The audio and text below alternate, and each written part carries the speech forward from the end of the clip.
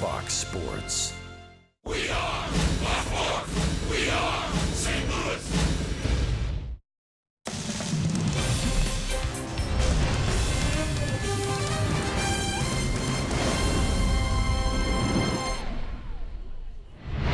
This is St. Louis Cardinals baseball. And it's a day game, a beautiful afternoon. The homestand comes to a close. And it's game number 2, the Minnesota Twins and the St. Louis Cardinals. Jim Hayes is here. That's Rick Horton. I'm Dan McLaughlin. And welcome to Cardinals baseball. Cardinals try to bounce back this afternoon, and they've got one of the game's best on the mound. That's Carlos Martinez. Carlos certainly has been the Cardinals' best this year, especially his last 6 starts. He's learned to dominate games even without strikeouts. He's off to one of the best starts, in fact, the best start in his career through the first 7 starts of his season. 1.40 ERA to lead the National League. Now you take away the opening day start at Citi Field. This 6-game run that Carlos Martinez is in right now, one of the best in recent history. Again, the dominance with just 7 strikeouts in the last 2 games. He's found ways to pitch at 92, 93, but he saves the 97 for when he needs it. Paul DeJong is in the lineup. He'll bat second for the St. Louis Cardinals against Jake Odorizzi. A homecoming of sorts for him. DeJong and the Restless. The studio has that next.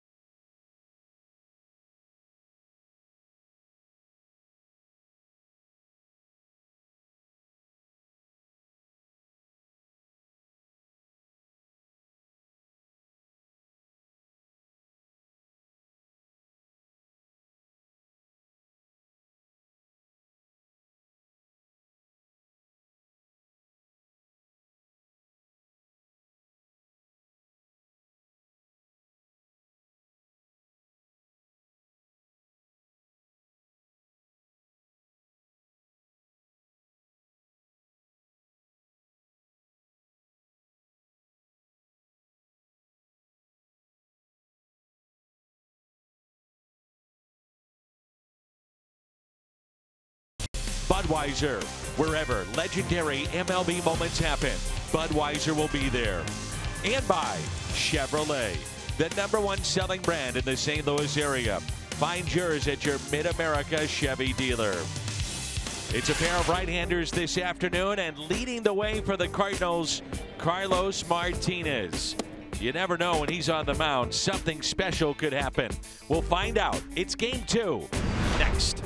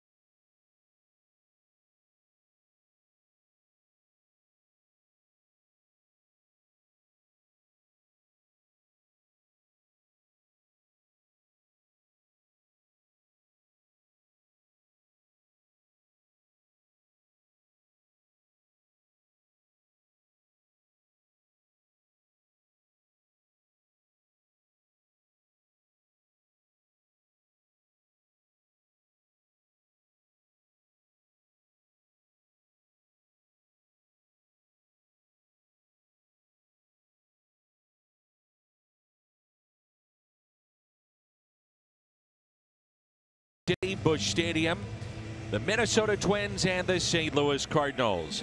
Along with Rick Horton, I'm Dan McLaughlin. Jim Hayes is with us as well, and our entire Fox Sports Midwest crew.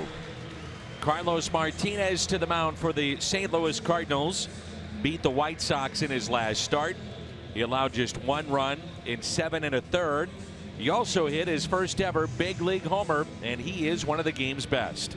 Certainly is, and he's shown it. And you look at the National League rankings, and they prove it. 1.40 ERA, that's first in the National League. And he is also keeping guys in the ballpark with the low slugging percentage. Quality start after quality start. Very stingy with the hits. He has found his focus. The Hyundai pitch arsenal. He's added that cutter to counter the lefties, and it's been a very effective pitch. Isn't it surprising that we've got a pitcher with a 6-pitch arsenal who has to focus on focusing? And usually you'd think the more pitches you throw, the harder it would be to focus. But Carlos is a little bit of an artist when he pitches. He likes to take pitches and make little variations on them, change speed, change arm angles. So he does have some artistry when he's right. The Hall of Famer Paul Molitor, the manager of the Minnesota Twins. Minnesota has won a season-high 4 straight games. In those 4 games, the lineup has produced 25 runs in those 4. Logan Morrison at the top of this lineup, then Brian Dozier and Max Kepler. Eduardo Escobar, Eddie Rosario, Robbie Grossman, Mitch Garver, A-Ray Adrianza, and Jake Odorizzi. We turn now to Rick Horton's Toyota key to the game. I think the key is going to be hitting with runners in scoring position for both teams, Dan. Carlos has been very stingy giving up hits with runners on base. That's when he throws his 97. The Twins here yesterday got a couple of early hits with runners aboard to take the early lead and take the air out of this ballpark. So I think that risk will go both ways, both with Odorizzi and with Martinez, and also with the offenses for both clubs. To take it a step further, statistically, an amazing number for Martinez in this great start that he's had to the season. The opponents are 1 for 38 with runners in scoring position. Here's Logan Morrison.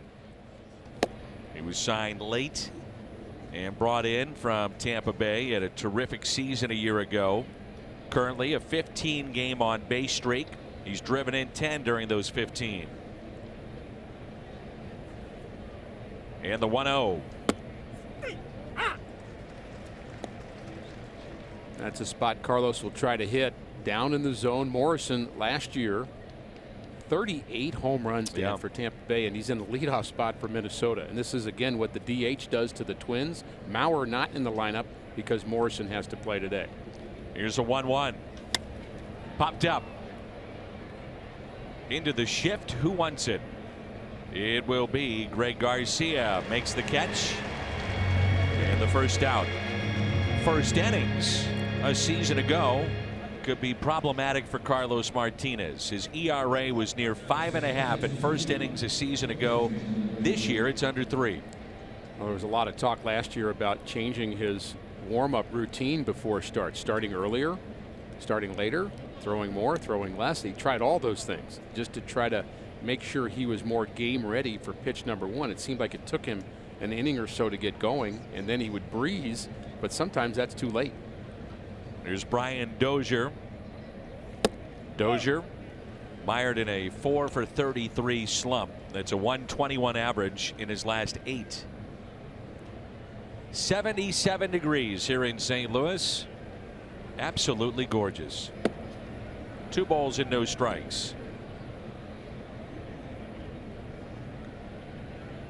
Dozier is their guy. We didn't chat about him very much yesterday as the fans are enjoying this beautiful day. An 0 for 5 day here yesterday on top of the numbers you just gave.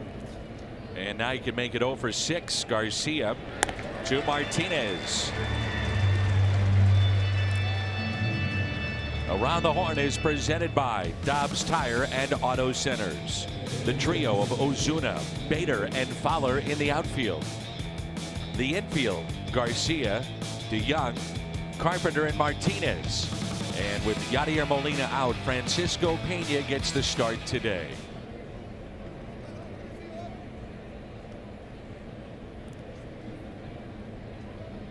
Here's Max Kepler. He's in center field. Byron Buxton, nursing a fractured toe, did run before the game, and the idea would be that Minnesota would activate him later this week, and we would see him next week in Minneapolis. He's one of their star players, to be sure. We will see him, I would suspect, and he can absolutely fly. Terrific center fielder. And the 0-2 is popped up. The shallow left, Marcell Ozuna battling the sun and makes the catch. Good start for Carlos Martinez. Coming up, Carpenter, DeYoung, and Martinez. No score.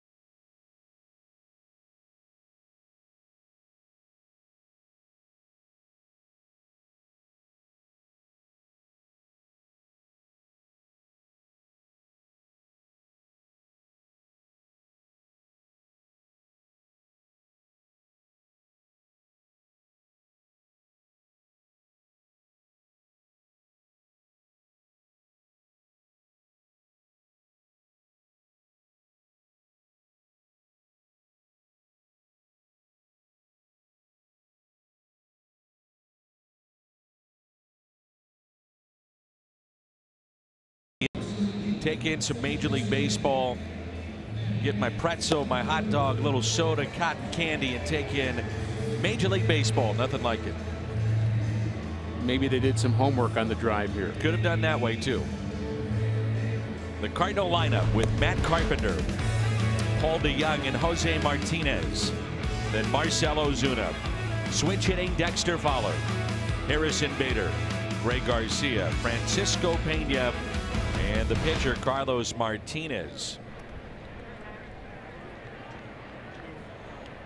Jake Odorizzi, homecoming for him. Grew up a Cardinals fan from Highland, Illinois, which is about 35 miles east of St. Louis.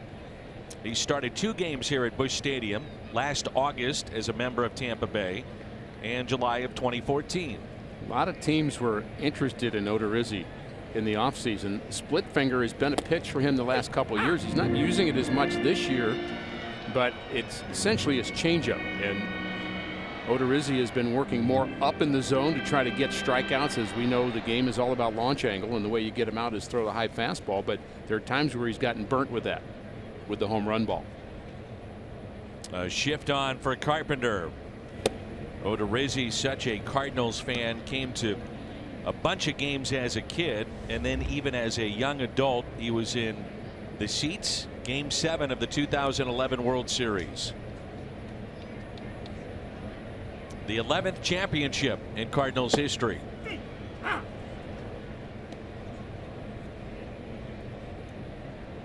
He's now 28. 32nd overall pick, supplemental by the Brewers. He's been a part of some big deals, some big names. He was in a Greinke deal at one point, and you know the idea is that people see some upside for him. And again, a lot of teams interested in him this offseason. 1-2 the count off the mask of Mitch Garver. At one point, I thought the Cardinals might be interested in him. You need depth, and boy, we're seeing that time and again. The Cardinals, again, with another roster move prior to today's game. Ryan Sheriff sent back to Memphis, and right-hander John Brebbia added to the Cardinals pen. Well, we talked about Brebbia quite a bit yesterday during the telecast, and here he is. So I guess, Dan, you have some pull around here. Well, that's what I do. I mean, this is secondary. Of course, I'm in those meetings of you and John Mozeliak, yeah, Michael absolutely. Gersh. Yeah, I'm. Mo comes to me and he says, Dan, any thoughts? And well, yeah, Brebbia needs to come up. Sheriff down. Done. Need depth, Mo. Little check swing, and it turns out to be a fair ball off the bat of Carpenter in the first out.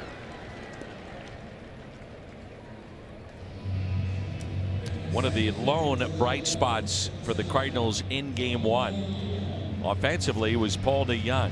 Snapped an 0 for 14 streak as he picked up 3 hits last night.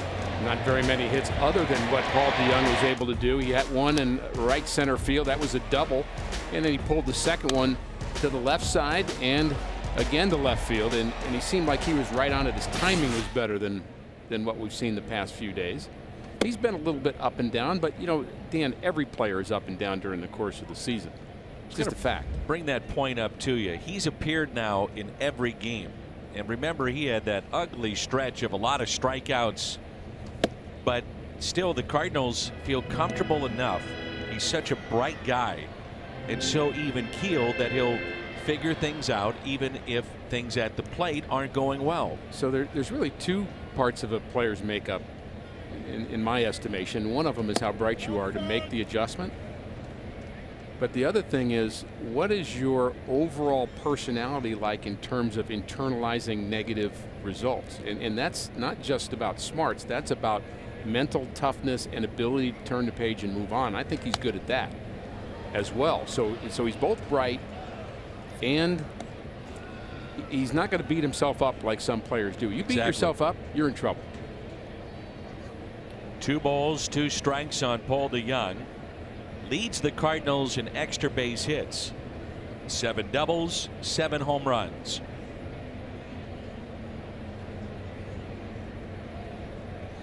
Now DeYoung, also the strikeouts have been, you know, coming back in terms of going down the right direction.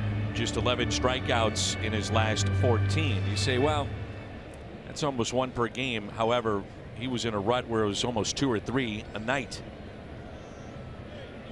The 3-2 pitch. So, Dan, I think the point I'm making may be confusing to a young player that thinks, oh, wait a minute, should I self-evaluate or not?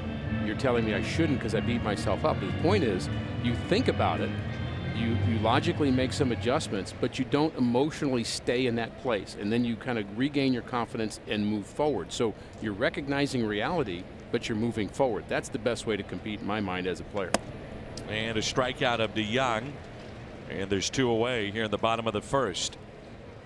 Defensively, around the horn presented by Dobbs Tire and Auto Centers. Rosario, Kepler, and Grossman in the outfield. Escobar, Adrianza, Dozier, and Morrison on the infield. Garver is behind the plate.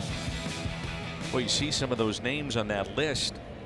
They are missing big-time players out of their lineup 1 through 8. Mauer's not playing today. Castro, their starting catcher's not here. Sano, one of their big power guys, is hurt. Buxton, we've already mentioned, so they're definitely figuring out ways to win, though. They've won their last 4 straight ball games. So Paul Molitor is a positive manager, and he believes in his system. Here's the 0-1. And I do think he's got a starting rotation that has a chance to be good. And a division that's not very good, at least initially. The American League Central Division, Cleveland is 17-17 atop that division. Here's a 1-1 pitch. So, Dan, you take Yadier Molina out of this question, and you're a young Cardinal fan that's watching Cardinal baseball in 2018 and you're new to the game. Would you guess that Jose Martinez might be the #1 vote getter for popular player by the way he plays? He'd be there. I think he's in the conversation, and that's happened pretty quickly, and I feel like we missed him in the lineup yesterday. There's definitely a gap missing when you think about Pham not being in there, Molina not being in there, and Fowler's struggling, Carpenter's struggling. Ozuna has 19 driven in to lead the club, but still not to the level that maybe we will see later in the summer. More people are telling me that Jose Martinez is their favorite player than we've heard in the past. Of course, it's just his 2nd year playing. And Tommy Pham, of course, in that picture too. Carlos Martinez. Pitchers never get any love, Dan. You know that. Every 5th day, those pitchers go out and do their thing. Well, you get a lot of love once a week. Do you ever? That's guys that play with flair, excitement. Yeah. They're smiling. Have fun at the ballpark. And performing. #1. The 2-2. Jose Martinez drives it out to center. Kepler back at the wall. It's gone. A line drive shot just over the wall. One swing, 1-0 Cardinals.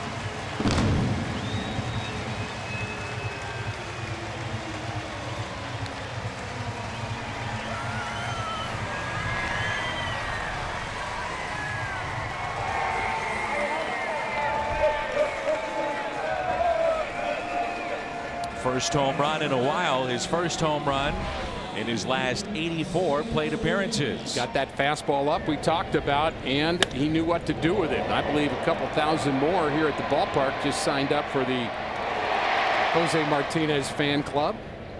That was a nice moment. You know, we were told that Odorizzi is pitching more up in the zone than he ever has. And there's 2 guys in this lineup that love to hit elevated fastballs. One of them is right there.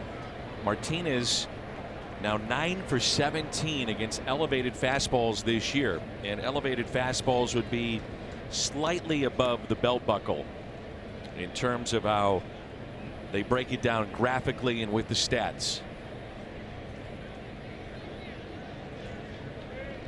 Elevated fastballs to Martinez produce elevated heart rates for pitchers.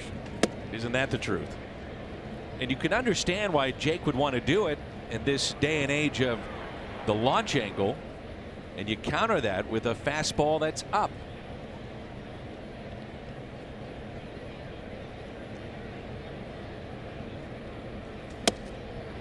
2-2. You know, the operative word there, Dan, is up. Where is up?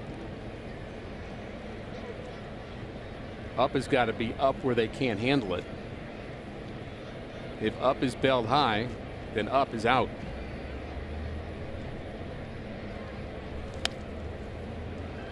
It's fouled back. The Kubota power stats. Chico DeRizzi has allowed at least a homer in 25 of his last 35 starts. Nearly 2 per 9 innings.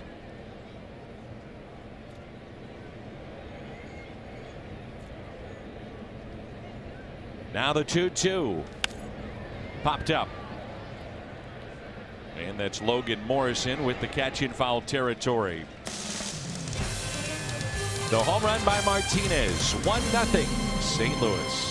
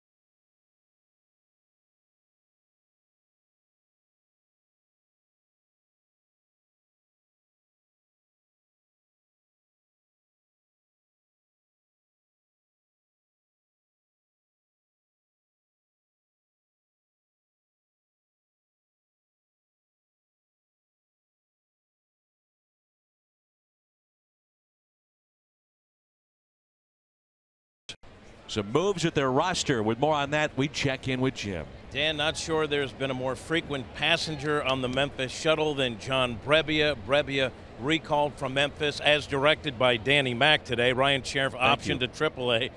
Brebbia has managed to throw 5 scoreless for the big club, sandwiched between return trips to Memphis. And Brebbia is actually fine with the back and forth. He told me how they operate makes total sense for the team. They're keeping their bullpen arms fresh. Sometimes it can be hard to organize my packing, but it could be worse. John Mozeliak told me with a 10-day DL instead of the 15-day DL, there are going to be more transactions. And Danny, one other note, Bud Norris told me he is not available for today. He's shooting for Thursday in San Diego. All right, Jimmy, thank you. Tomorrow, an off day for the club. They will travel west, so you get today and tomorrow for Bud Norris. Here's a 1-1. Lifted in the air, down the left field line and out of play. There was a great article written here locally by Derek Gould, who covers the Cardinals in the Post-Dispatch, specifically talking about minor leaguers, what they're being paid, and then with all the shuttling going back and forth, how they live. It was really interesting. They don't make a lot of money in the minor leagues, and you got to try to find a place to live, and you're going back and forth. So logistics, as anybody would have when you travel or move. Let's think about the last time you moved. Think of all the things that went into the last time you moved. And Brebbia is going to do that about 5 more times this year probably. And so there are some complexities to that. And it's not to say that he's not happy to have that life. But the discrepancy of finances is one thing, Danny. But just trying to get settled somewhere. Martinez to Martinez. There's the commish on the right. That's Rick Hummel on the right, the Hall of Fame sports writer and beat writer of the Cardinals. Derek Gould there on the left. So I think to expand on your point, I think there may be a study done at the end of this year. Of course, we study everything in this game. They study players' sleep, what they eat, and workouts, etc. But how do these players perform on this up and down little merry-go-round that they're on? Does it hinder performance because they're still trying to get adjusted, and by the time they get adjusted, they go somewhere else and have to get adjusted? That's a unique style of worker to be able to do that, an athlete to be able to do that seamlessly. I would think Brebbia could do that, but I'm just saying it's not the easiest thing in the world. There's Eddie Rosario. He's hit safely in 8 straight, 10 of 11, and a .396 average those last 11 games. You know, Dan, how you come into a party and you're a little bit late and there's a big joke going on and you're just kind of not up with it? You're kind of just a little behind? These guys are going to be like that all year. Hey, remember that play? Remember that day? Remember that thing? No, wasn't here. I was on a plane somewhere. Didn't see it. I was in Omaha. I was in Memphis. Well, I think your point is extremely valid when you think about travel in the minor leagues. It's the first hit, by the way, for the Twins, and now 9 straight for Rosario. But, you know, guys are getting up at 4 in the morning to travel and either get a bus ride or a plane ride on to the next city. It's not chartered flights. They're just trying to live a dream and get to the big leagues.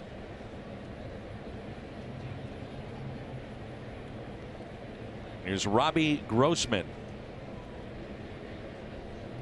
the switch hitter, right fielder, former Astro, then was traded to Minnesota in the Wandy Rodriguez deal.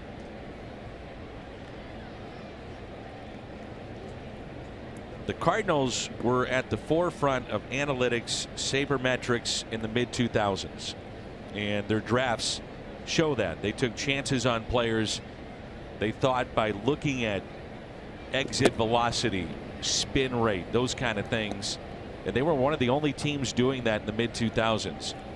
Now everybody's caught up. One of the things that they're doing now, and you just hit on it, they're looking at rest and sleep patterns and how to keep guys fresh in the long season. Took a class in college called Human Factors Engineering. You can have a bunch of numbers, but you got to realize that there's a human component to every technological advancement you do, and how does it affect that human component? And I think that's what we're talking about with baseball players. As Tony La Russa says, for years, year after year here when he was managing the Cardinals, they're men and not machines. And it's an important thing to remember. They've gone as far as to study players in Australian rules football and how guys are able to bounce back in a grueling game, and a game that's really a test of toughness and trying to get rest and sleep, and hockey's the same way. I believe we should get to that department and ask them to analyze broadcasters for the Cardinals and all of our patterns. I'd be interested in one for sure. It wouldn't be mine. And he doesn't work on TV. Boy, that narrows it down a little bit. I've lived through some of those nights and can still talk about it. The great Mike Shannon. So a single and now a walk. And here is Mitch Garver.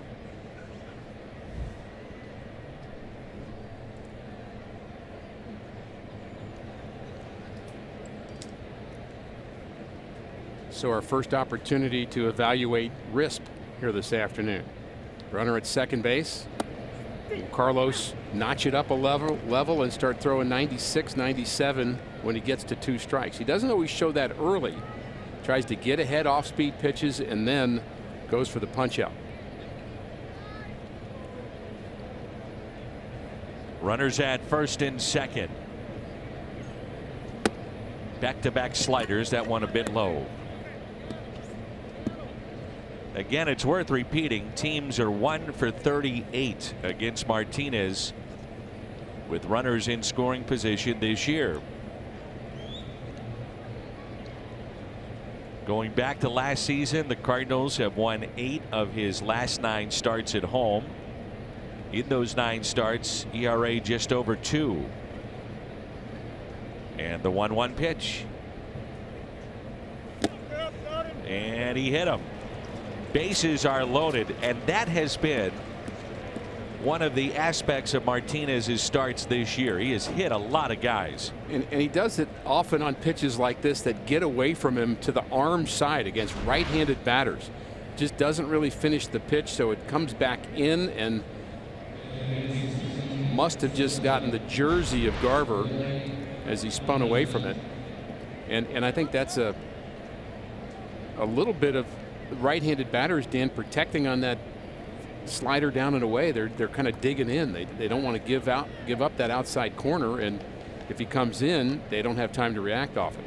He's hit a batter in 8 of his last 9 starts. And his swing and a miss. The 8th place hitter, Drianza, a switch hitter. You know, Martinez, you're talking about him dragging with his arm. He kind of did a Louis T out there for the runner at second. It looked like everything was trying to catch back up. Right. 2 strikes on the batter. Wouldn't be surprised if we don't see 97 up and away.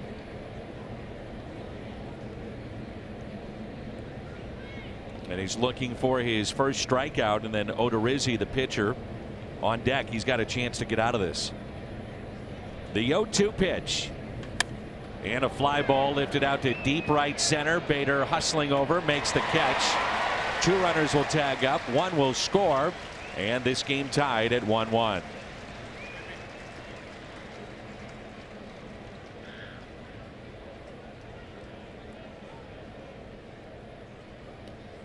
So he tried to get him with a breaking ball with 2 strikes. He's ahead in the count, but he threw him a hittable pitch. They say hittable. Hittable if you're a big leaguer. Didn't really break a whole lot. It was on the outer half, and he's just protecting with 2 strikes. So not sure about that pitch location selection in that count to an 8th place hitter, Adrianza. Odorizzi, by the way, has an RBI in each of his last 2 games against the Cardinals. Well, the folks in Highland talk about Jake being an outstanding hitter in high school. He was one of the best hitters, if not the best hitter in the state of Illinois. His senior year at Highland, he played for a good friend of mine. Joel Hawkins was his coach, and there was some question about whether he was going to be a hitter or a pitcher in college, but Louisville was the place he had signed, and they wanted him to be a pitcher. And of course, when the draft came, they made him an offer he couldn't refuse.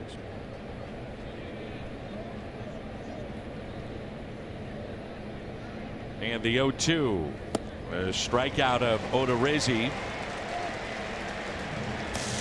Minnesota picks up a run. Keener Plaza, a beautiful day here in St. Louis.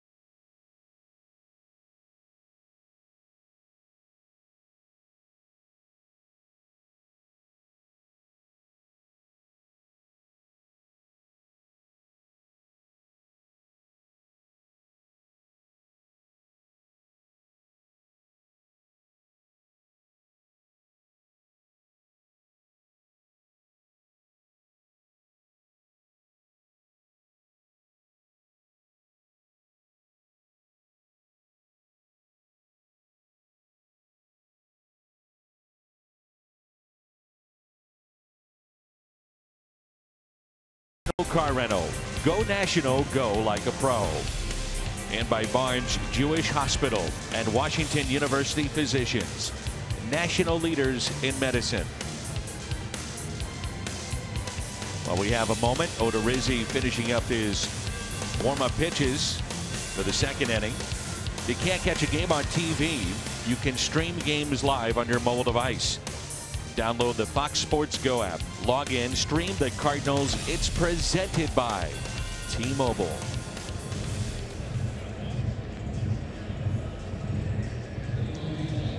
Interesting day in baseball history.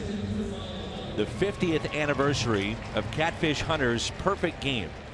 Ironically, it was against the Twins.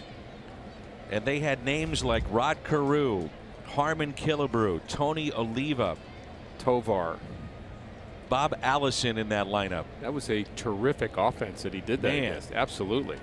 I saw the lineup listed earlier, and there were no ways to get any easy outs in that lineup, but apparently they were for Catfish Hunter that day. He was not a hard thrower comparatively. There's Dexter Fowler. 3 for his last 38, but those 3 hits, he's made the most of them. A couple of walk-off hits, a home run. He's maximizing those hits. He's got 18 on the year, and he's driven in 16.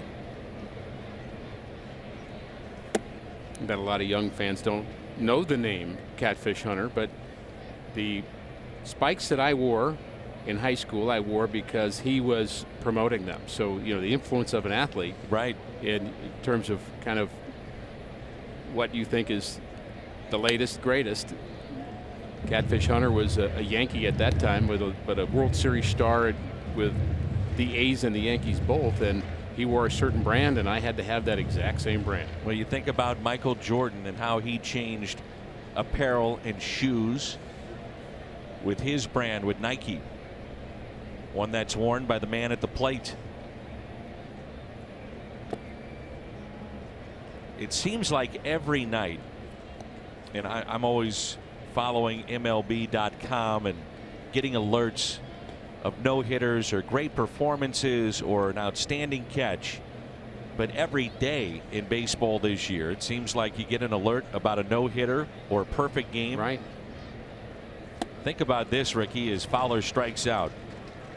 There have been 26 no-hitters already taken into the 6th inning, 7 of which have been perfect games. That's incredible.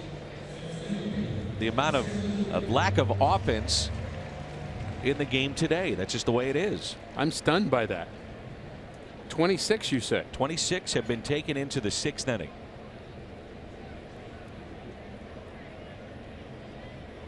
Looked up that little gem before today's first pitch. We talked about my preparation last night as opposed to yours.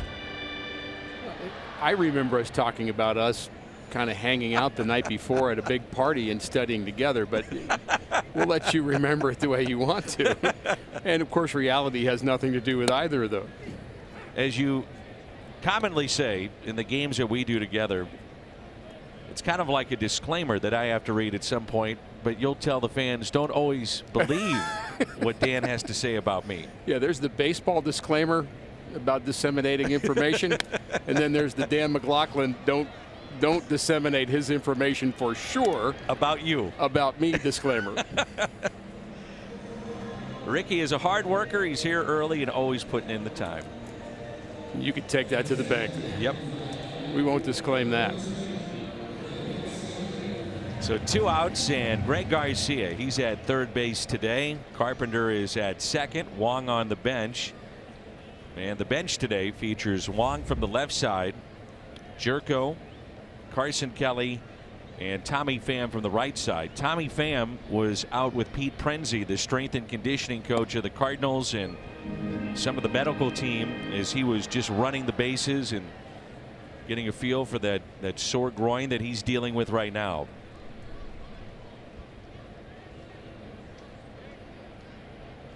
Here's a 1-0. So this is about 90 minutes ago or so. Tommy Pham getting in some running, making sure that he's all right. The Cardinals certainly miss him. Well, he's been driving the offense. There's no question about that. And it's interesting when you're trying to rehab or get Tommy Pham ready to play, you have to be so careful with him because he's such a 100% guy. And that's what we admire about Tommy Pham. And that's why young people love watching Tommy Pham, actually more than young people. We all do as Cardinal fans because he plays hard. Everything he does is at full speed with a purpose and with a passion. And having said all that, I'm sure it's very difficult for Mike Matheny to say, okay, Tommy, we're going to let you play. But take it easy. Yeah, we realize you're 70%. And he even talked about in spring training it was tough for him as they pulled back the reins on him and sat him during games, trying to save him up for the regular season. He said, I'm just not built that way. But I'm with you. I really appreciate the way that he plays the game. Plays it hard.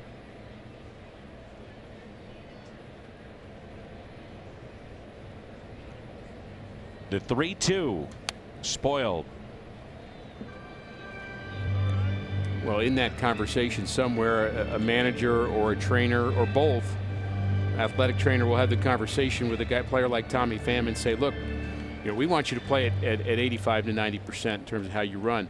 And the reason we do is because we want you to play for 30 days, and you realize that if you don't do that, we're going to miss you for a long time, and we can't afford that, and you have to sell them on that. And that's, again, it's hard to practice that, but that's the sales job anyway, and it's actually a fact. 85% of Tommy Pham is pretty good. Real good. A 2-out walk for Greg Garcia, and it brings in Francisco Pena. The last loss for the Minnesota Twins was when Odorizzi was on the mound. That was last Thursday. First game of their current road trip. He went 5 1/3 and took a no decision. Good breaking ball for strike one.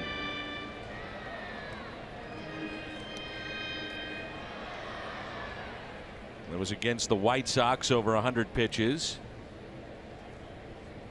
He now has 31 consecutive games issuing a walk after that free pass to Greg Garcia. That has been an issue for him. Lack of control at times. A check on Greg.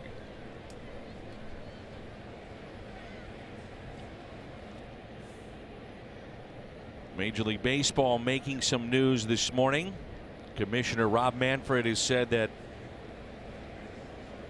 baseball will be played in Europe next year for the first time ever.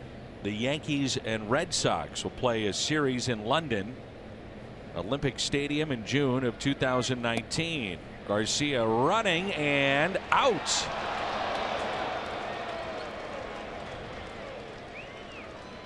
From his knees, that's Mitch Garver. Looked to be a fairly decent jump by Garcia as well.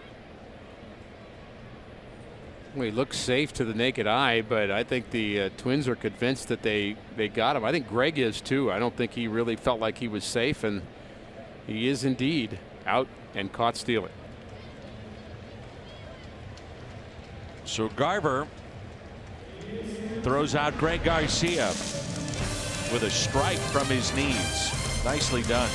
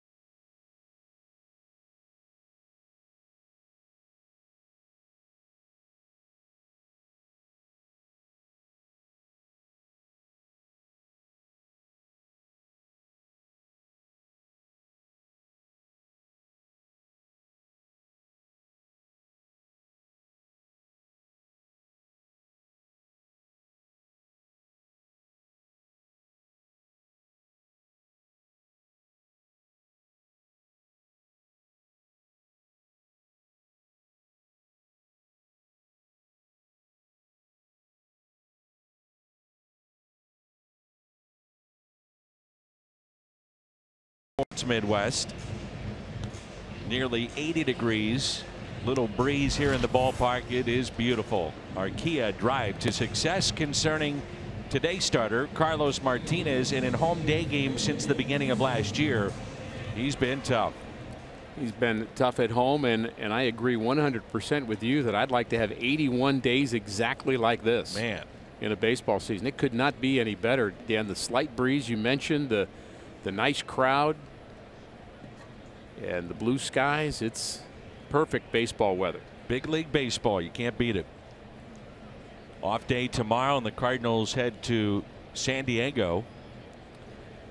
And then we'll finish up the road trip in Minnesota. That'll be the first of 4 against the Padres beginning on Thursday night.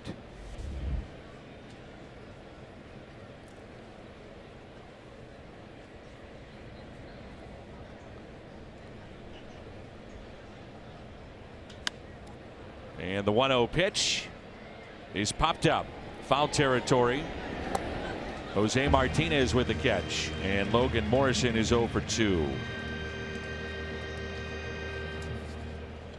MLB at bat. Follow the Cardinals and all of Major League Baseball. Download the app. MLB at bat.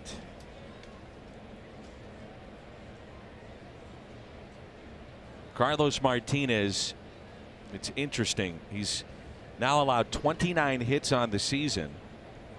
If you combine his walks and hit batters, 29. How about that? And this guy has been sensational.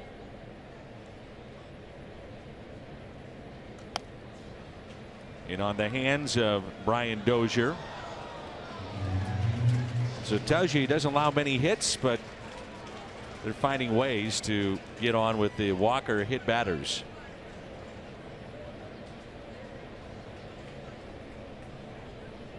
Nothing in 2, the count on Brian Dozier.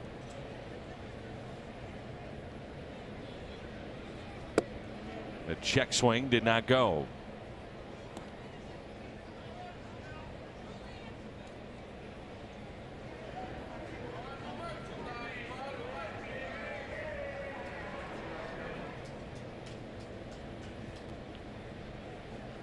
They shift just a bit on the left side of the infield.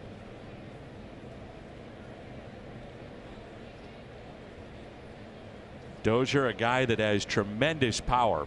One of the top power hitters for middle infielders in all of baseball.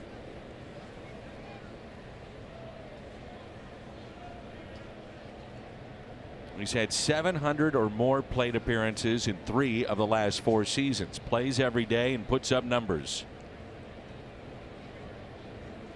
We've talked a few times this year, Dan, about playing teams at the right time. The Cardinals played the Cincinnati Reds at the right time when Votto wasn't hitting and Duvall wasn't hitting. Then the Chicago Cubs, Rizzo wasn't hitting.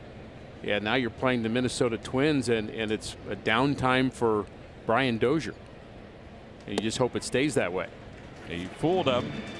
He freezes Dozier, who is limping a bit going back towards the dugout. Boy, that was a nasty pitch there by Martinez, his 2nd strikeout of the day. Well, he goes down to take off his shin guards to go to first base and realizes, no, I guess that's actually a strike. Yeah. It wasn't a great pitch from Martinez, but it fooled him, and so that made it good enough. Here's Max Kepler, the center fielder. Kepler was born in Berlin, Germany. His parents were professional ballet dancers.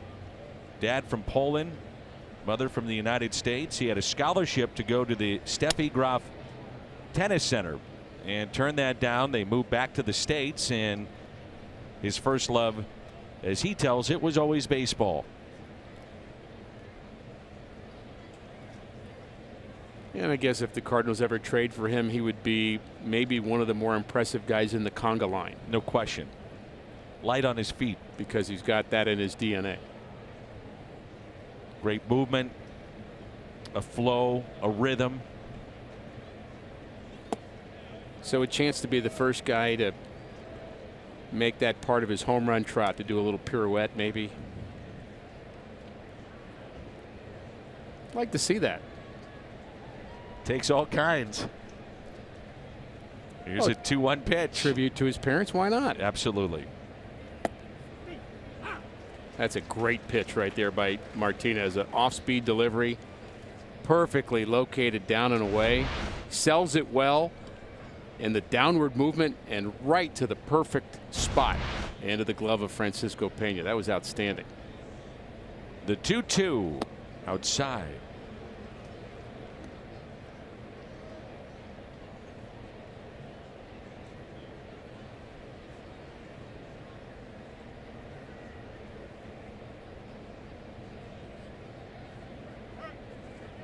Doesn't happen very often, but a day game on a Tuesday afternoon. Usually you think about Wednesday games or Thursday getaway dates. Not very often on a Tuesday. That pitch outside, the second walk from Carlos Martinez.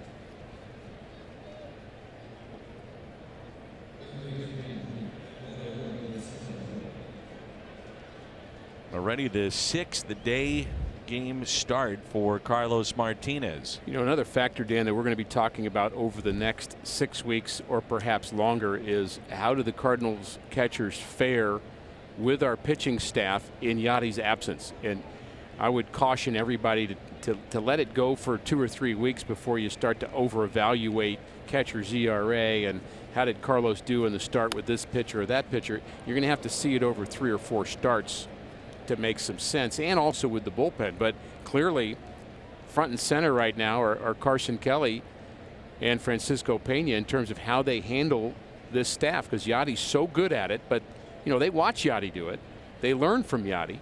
Yeah, but now it's your time to take that learning into practice. Good point. We take that aspect of Molina for granted. Oh my goodness. Well, the way I look at it, if you say you're not going to miss him, you're saying he's not that good to begin with, and you know he is. So of course you're going to miss him. I don't think that's an insult to the guys that are here. I think it's a challenge to the guys that are here. But I certainly wouldn't want to diss Yadi by saying it doesn't matter that he's not here, because it does. And the 0-1 hanging in the air into right near the line. Dexter Fowler with the catch. 1-1. Midway through 3.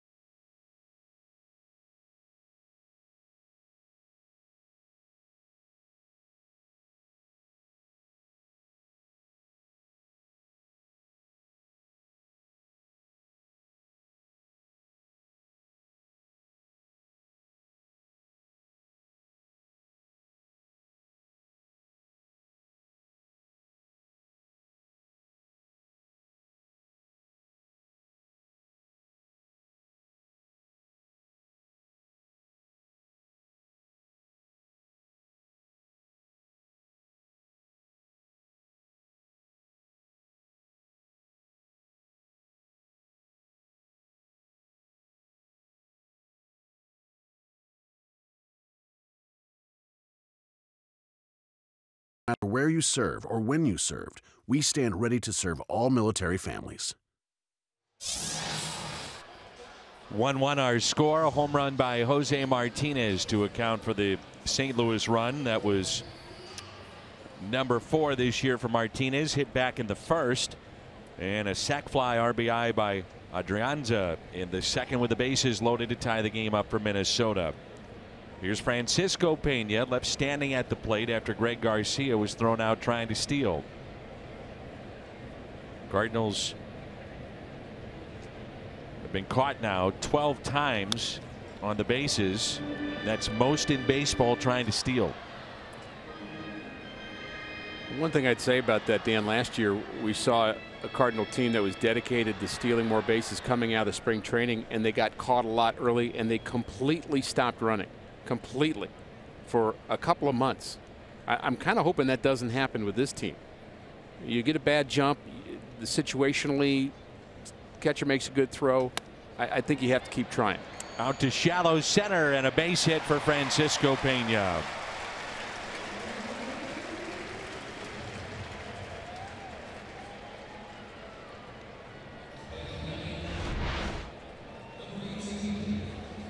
Right off the end of the bat, and it's a good thing for Francisco Pena, because if it's off the barrel, it carries to center field.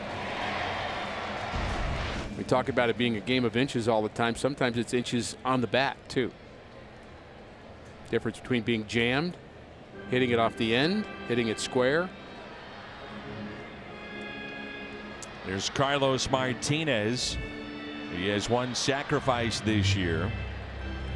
So one way to combat if you don't want to run just straight up, another way to do it is to show bunt and swing away, and the Cardinals have done that a lot with Carlos Martinez in years past. Right guy to do it with. In this case, he deadens a bunt, a beauty. Only play is to go to first. The sacrifice is good, his second of the year. I mean, you said it perfectly, deadened it. We could hear the thumping sound all the way up here. We'll see if we can hear it. Not without audio, we can't, but he does absolutely deaden that ball. Let's hear it this time. Thump, thump. And that's deadening the ball. That's giving with your hands, and perfectly executed. And I like the way he covered the top of the strike zone. We saw two good looks at that, Dan, and that's what you do to bunt effectively. Cover the top of the strike zone. If it's lower, bend your knees. Don't tilt the bat downward. If you tilt the bat down, you pop it up. Here's Matt Carpenter. Grounded out first time up. His dad, Rick, coached two of Torrey Hunter's sons in Texas. And there's Torrey Hunter on the left, who is just an outstanding major league player. And Dick Bremer on the right, working on the Minnesota Twins television side. And Rick went to Torrey and said, you know, my son's not a bad player. He plays at TCU. And at that time, not really even a prospect. Remember, Matt was a 5-year college player because of Tommy John surgery. And Torrey said, well, let me meet him. And not only did he meet him, he said, I'm going to do something for him. And he picked up the tab for him to work out at a expensive performance center. And he said, it's my way, Torrey did, it's my way of paying the game back. So many guys took me under their wing, and he said Matt Carpenter is one of hundreds that I've tried to do that with for players that are coming up. Neat story.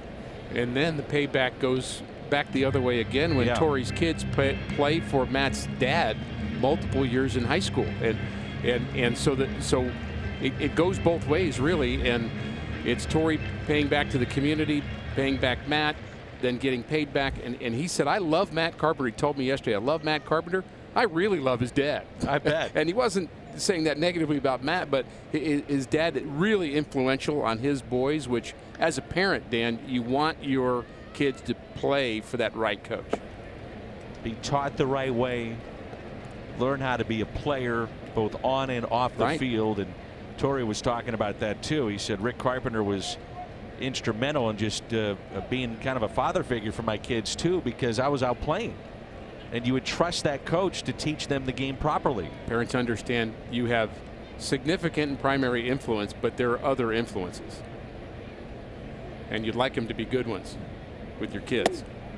Torrey, by the way, looks like he could suit up right now and go track some balls down in center. I bet he could. What a great defensive player. Outstanding outfielder. Played with a flair.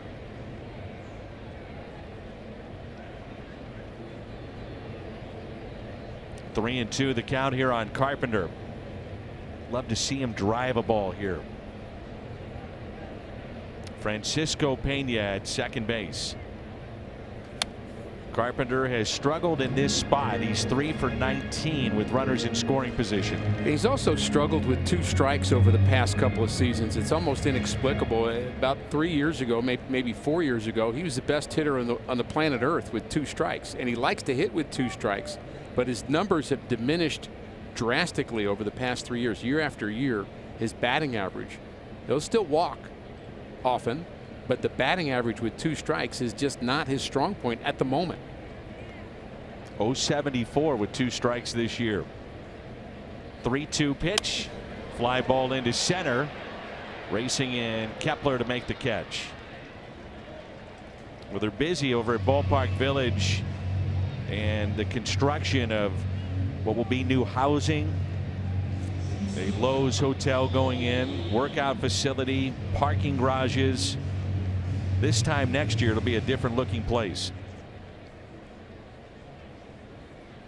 A lot of effort. Brew house there. A lot of effort going into that, isn't it? It's great. Well, it's a sign of progress is what it is. Absolutely. You know, we were talking about the Cardinals ownership, and it's not only been with baseball and really rejuvenating a fan base in the mid 1990s, but what they're trying to do here in downtown St. Louis. Let's face it, St. Louis has had some tough years here recently. I think we have to own up to that and then move forward, and that's what the Cardinal owners are part of the effort to do. Is how do you move forward? Well, you create activity and interest in families and things to do and living experiences downtown that are good ones and close to action and multiple places to go and parks and the refurbished arch, etc. And then there's a lot in that, etc. And you certainly want it to be a safe, fun destination for folks from out of town and from folks that are near the town that want to just come spend the day at the ballpark, Ballpark Village, Arch, down by the river, wherever it might be. 2-1. Mentioned last night I was emceeing an event over at Ballpark Village that Bill DeWitt III was a part of, and he was asked about the apartments that are going in and the hotel, and he said, one of the pieces of that, the clientele, will be our fan base from out of town. He said we think we're going to get fans that want to rent a place there year round, but to come in on weekends and have a place to go, their own place. Certainly young kids would be attractive as well. And when I mean kids, I mean millennials, I guess. Bill told us, kids to us, Dan, especially to me, that he told us that the occupancy is going up by the day for those apartments in terms of places that are already pre-leased. It'll be full capacity. But boy, you said it beautifully. I mean, move forward, and this is one way to do it. Yes. The 2-2 pitch to DeYoung. And he strikes out for the second time. Cardinals strand Pena. We played 3. It's 1-1.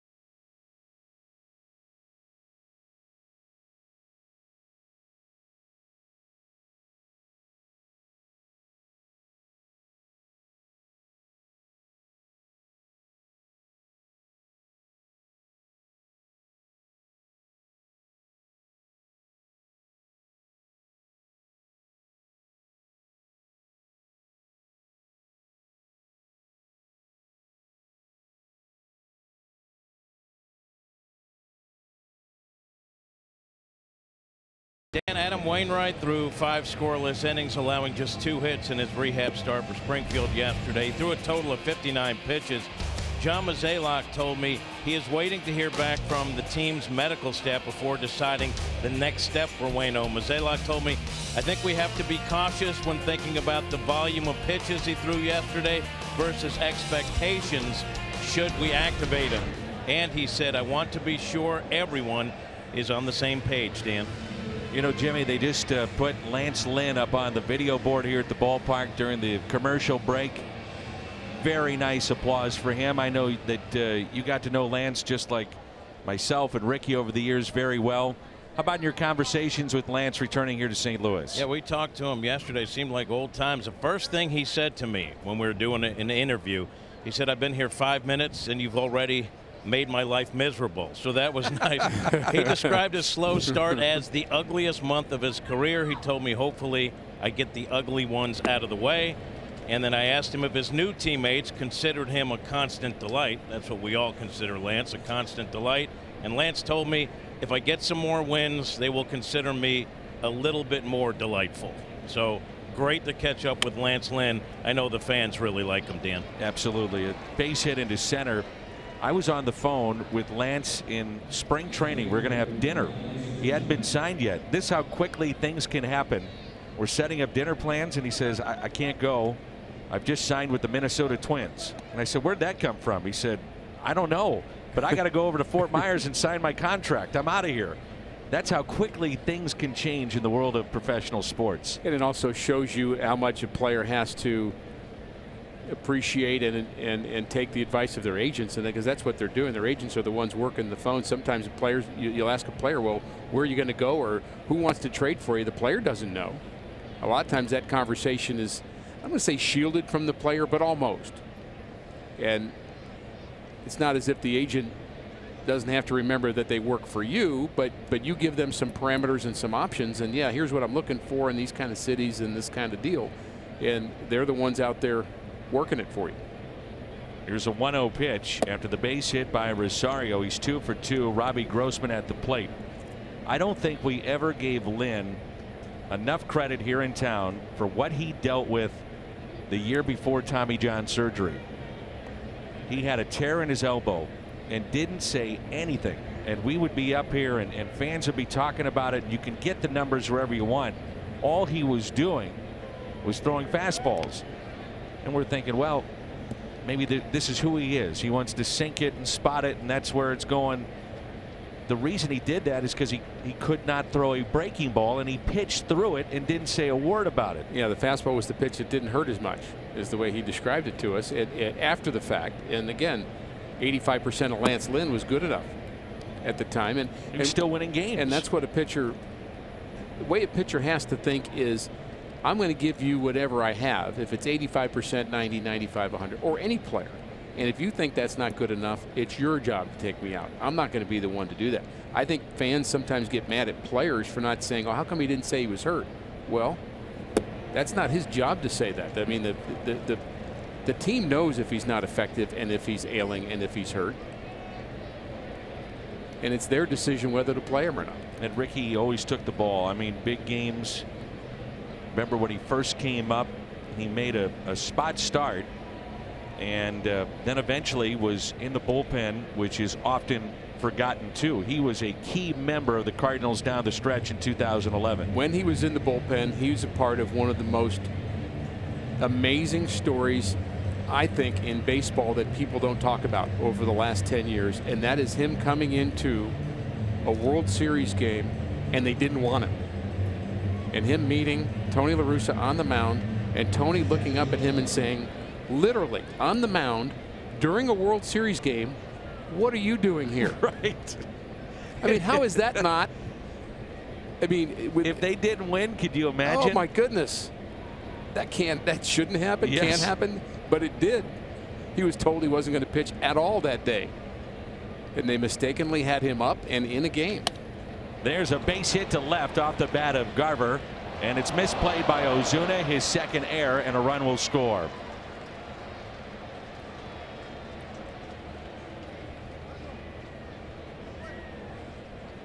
So the first three have reached here in the fourth inning, and 2-1 Minnesota. Well, Ozuna actually, Dan, tries to do too much with this because Rosario wasn't going to try to score.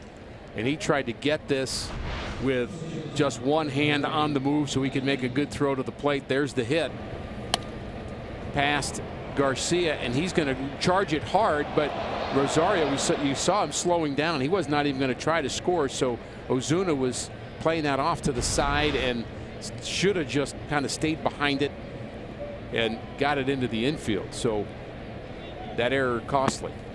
No RBI, but a base hit to make it a 2-1 Minnesota lead. Rosario scored both runs for the Twins.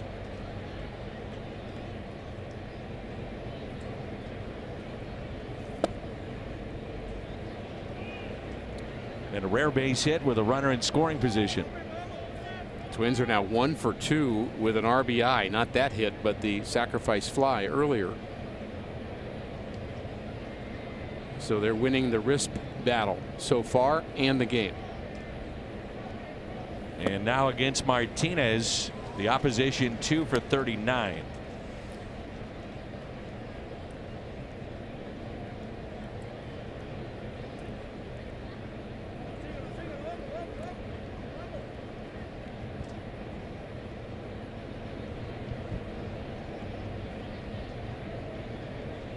The 2-1 pitch tapped foul. 2-2. Same situation with Adrianza, with runner in scoring position, and he threw the breaking ball to him and he was able to get the bat on it, get a sacrifice fly, and not the fastball at 97 up in the zone. We'll see if he reverts to that here. You had said that was the pitch you wanted to see. Tied him up there with that cutter. It's a good example of a cutter against a lefty right there. Now, because of that, if you're a left fielder and that cutter against a lefty, the only thing he's going to do with this pitch is probably flare it out to left. Yeah. Do you play in if you're Ozuna? Or if you know it's coming, yes. If you're aware of the signs, or you got to cheat it.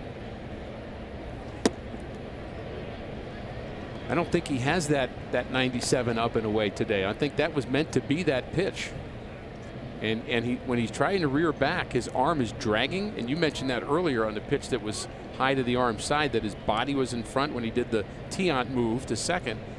And I think he's trying to catch up and get his arm in sync with his body. Doesn't have that little extra, at least thus far. Here's a 3-2. And a fly ball lifted out to Ozuna. Backs up, makes the catch, and the runners stay put.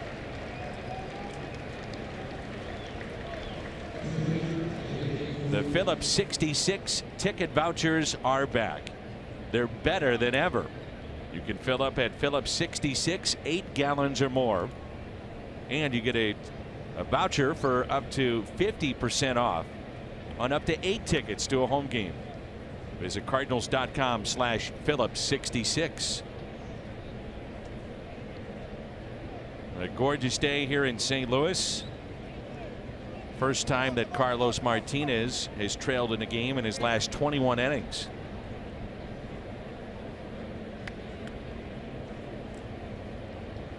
And with one out, Jake Odorizzi is the batter. He struck out his first time up. Corners are in, and a pickoff.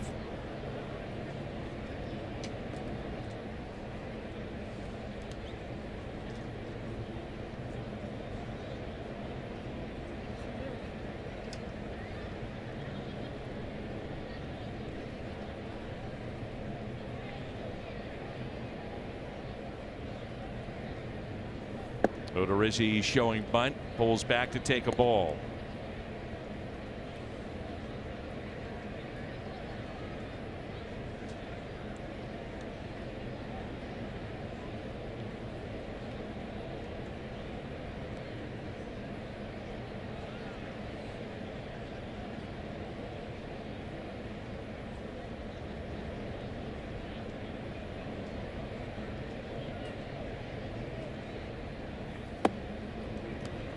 And it's 1 ball and 1 strike. You had to do this many times in your career trying to get a bunt down. Toughest pitch to bunt, what is it? Well, they say that the fastball up in the zone, everyone says it in baseball. I don't agree with it. I think if you're a pitcher, the toughest one is a breaking ball, something that's moving. Slider, because it's tough to get it square. And that bunt is down. Garcia picks it up, leads Carpenter to the bag, and 2 runners now in scoring position. But the reason they say fastball up, Dan, is that's the toughest pitch for many guys to get on top of, to get the ball to go down. Because if it's up, the tendency is to pop up a bunt on a pitch that's up in the zone. And here's Logan Morrison. It's the first time he's been in a leadoff spot in a lineup since 2015. And at that point in his career, he was with the Mariners.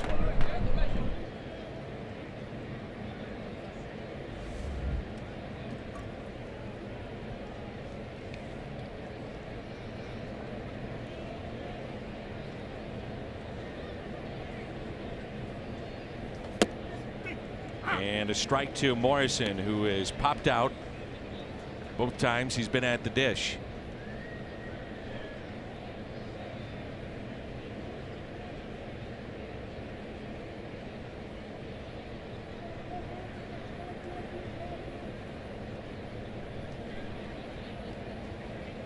Here's the 0-1 pitch. Last 10 games, Morrison has driven in 9 and popped 3 home runs. You mentioned earlier the 38 that he hit a year ago, and he said he changed his swing with the advent of the launch angle and trying to get lift. He did that and then some.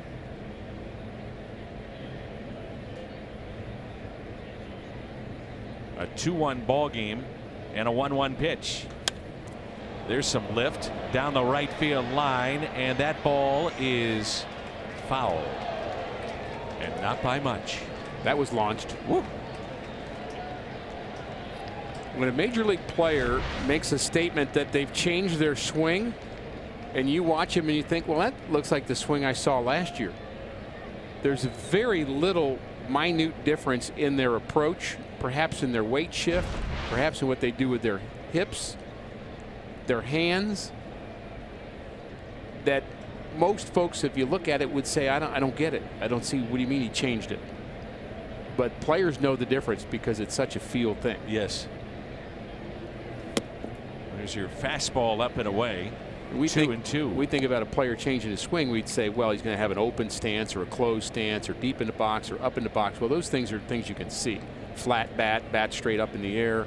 Yadi's changed his swing a number of times in his career. Those changes you see. But if you're talking about an actual launch angle change, maybe 5 degrees different max.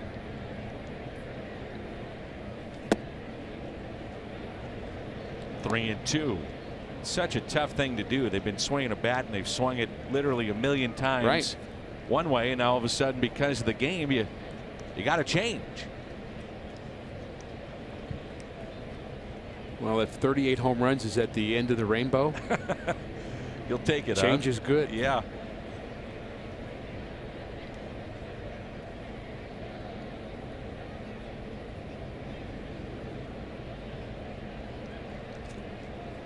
Is this the game here? Big pitch, 3-2, and it'll get him.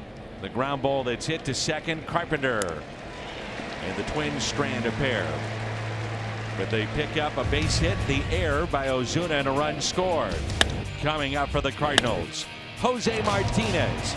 He's already homered today. Jose is coming up.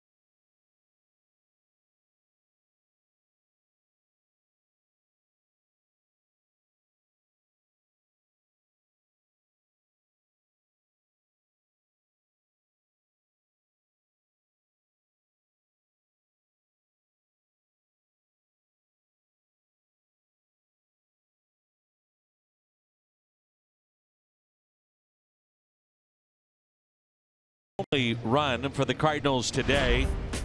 You could hang your laundry on this one. A line shot into center. Our Nissan drive of the game, and it's the Cardinals offense so far. Home run number 4 on the season. It's some pretty good hops from Jose Martinez and Matt Carpenter.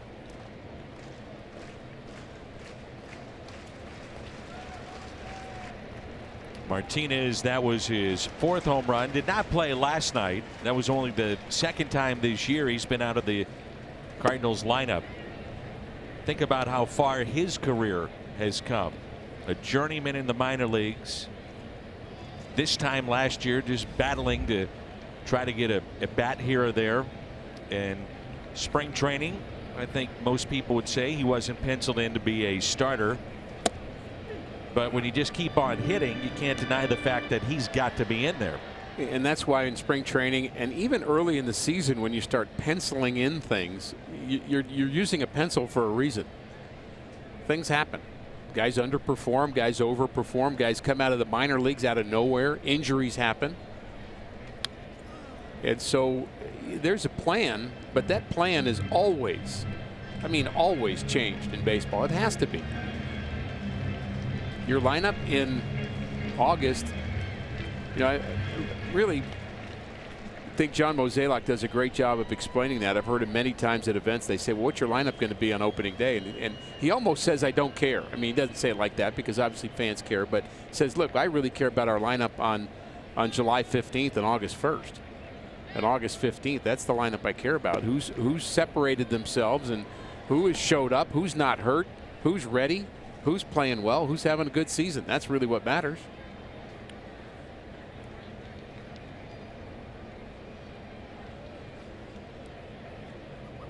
Two and two. Martinez, 6'7", great plate coverage. It's become very hard to strike out.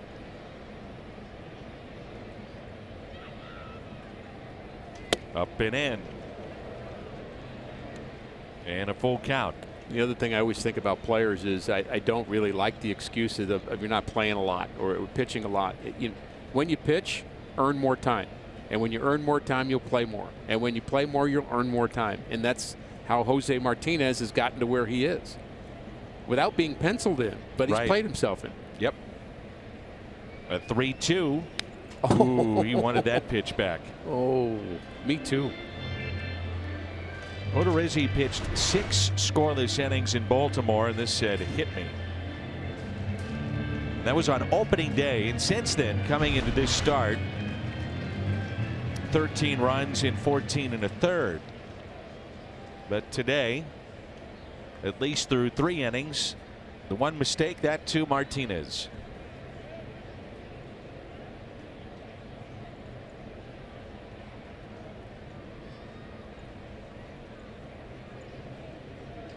And he stays alive.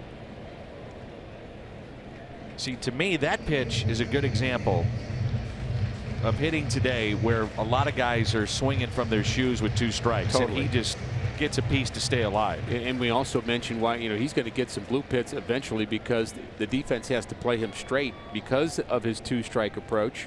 He'll hit the ball anywhere. He's not typecast as a pull hitter. The 3-2, good at bat by Martinez, an 8-pitch at bat that turns into a walk. May 18th, 30,000 fans 16 and older take home a Bob Gibson pitching rubber courtesy of Ameren, Missouri. This unique giveaway commemorates Gibson's 1968 season. Compiled a record of 1.12 the ERA. Tickets at cardinals.com/promotions. Danny, there's a reason why I was wondering whether that at bat with Logan Morrison might be a game changer or a turning point in this game. There were 2 runners aboard, 2-1 the score with Martinez facing, and if he doesn't get him out and it's a 4-0 game, the middle of the Cardinals order that's coming up in the bottom of the inning might be a little deflated by that, have too much to do, but you save those runs and you've got Martinez, Ozuna in the middle of the order, and it has a feeling like the game may turn on that particular play. And to further your point, Odorizzi walks a lot of guys, so you're going to get some chances. He's had the second most walks of any pitcher since the beginning of last year. And that was his second walk today. Ozuna to me is just, we haven't seen him locked in. He was for about a week in spring training where no one, and I mean nobody, could get him out. But we've seen him pull off pitches, and in particular, pitchers have really been busting him in hard and up. Well, he's got a lot of movement towards the pitcher. And if you think about a guy, he's got his weight back, but he kind of almost like a softball guy would, and he's got one of those kind of swings, which, you know, works for him. But once you commit to a line towards the pitcher and a pitch comes in, basically, as you're moving forward and it's coming towards you, the velocity is even greater because you're slowing, you're speeding up that baseball when you move into it. You're speeding it up because you're closing in on it as it closes in on you, and you can get jammed a lot easier if your bat's not quick enough. Now, he's got a quick bat, I'm not saying that, but there's a fine line between getting your weight moving forward at the right time. If it's too soon, you may end up jamming yourself. I think we're all waiting for him just to get hot, and when he does, boy, rest of the league better watch out. He is a guy that can put up big numbers in a 10-day stretch and just carry a team. 1 ball and 2 strikes on Ozuna. Popped up. Morrison makes the catch, and Ozuna slams down his bat. It's the most frustration we've seen from him all year.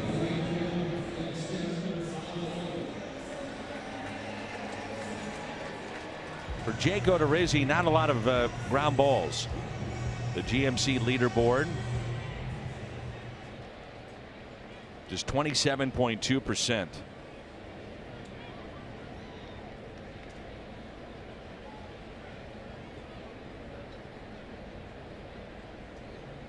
Here's Dexter Fowler.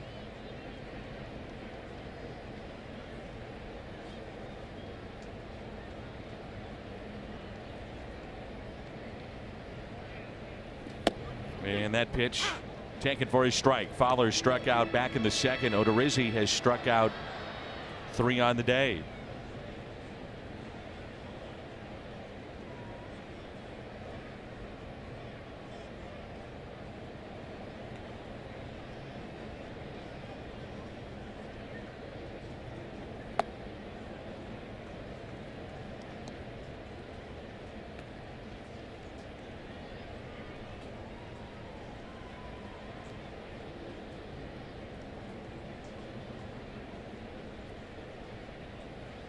Noticed after the game last night, Twins left the field.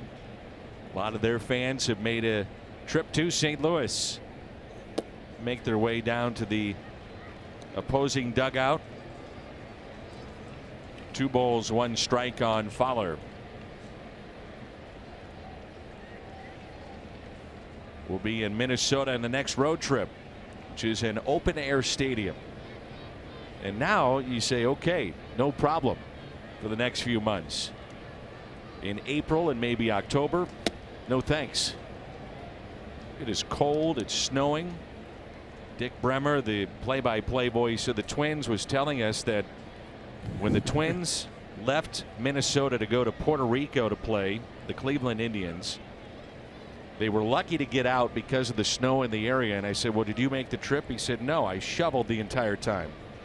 It was 1.5 feet on the ground. Not the off day you're expecting. No. To start a season. No.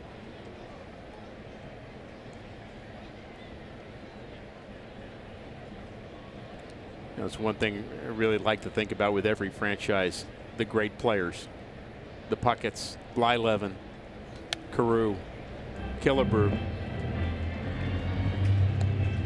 Every organization has them, Danny, especially the older ones. Jack Morris.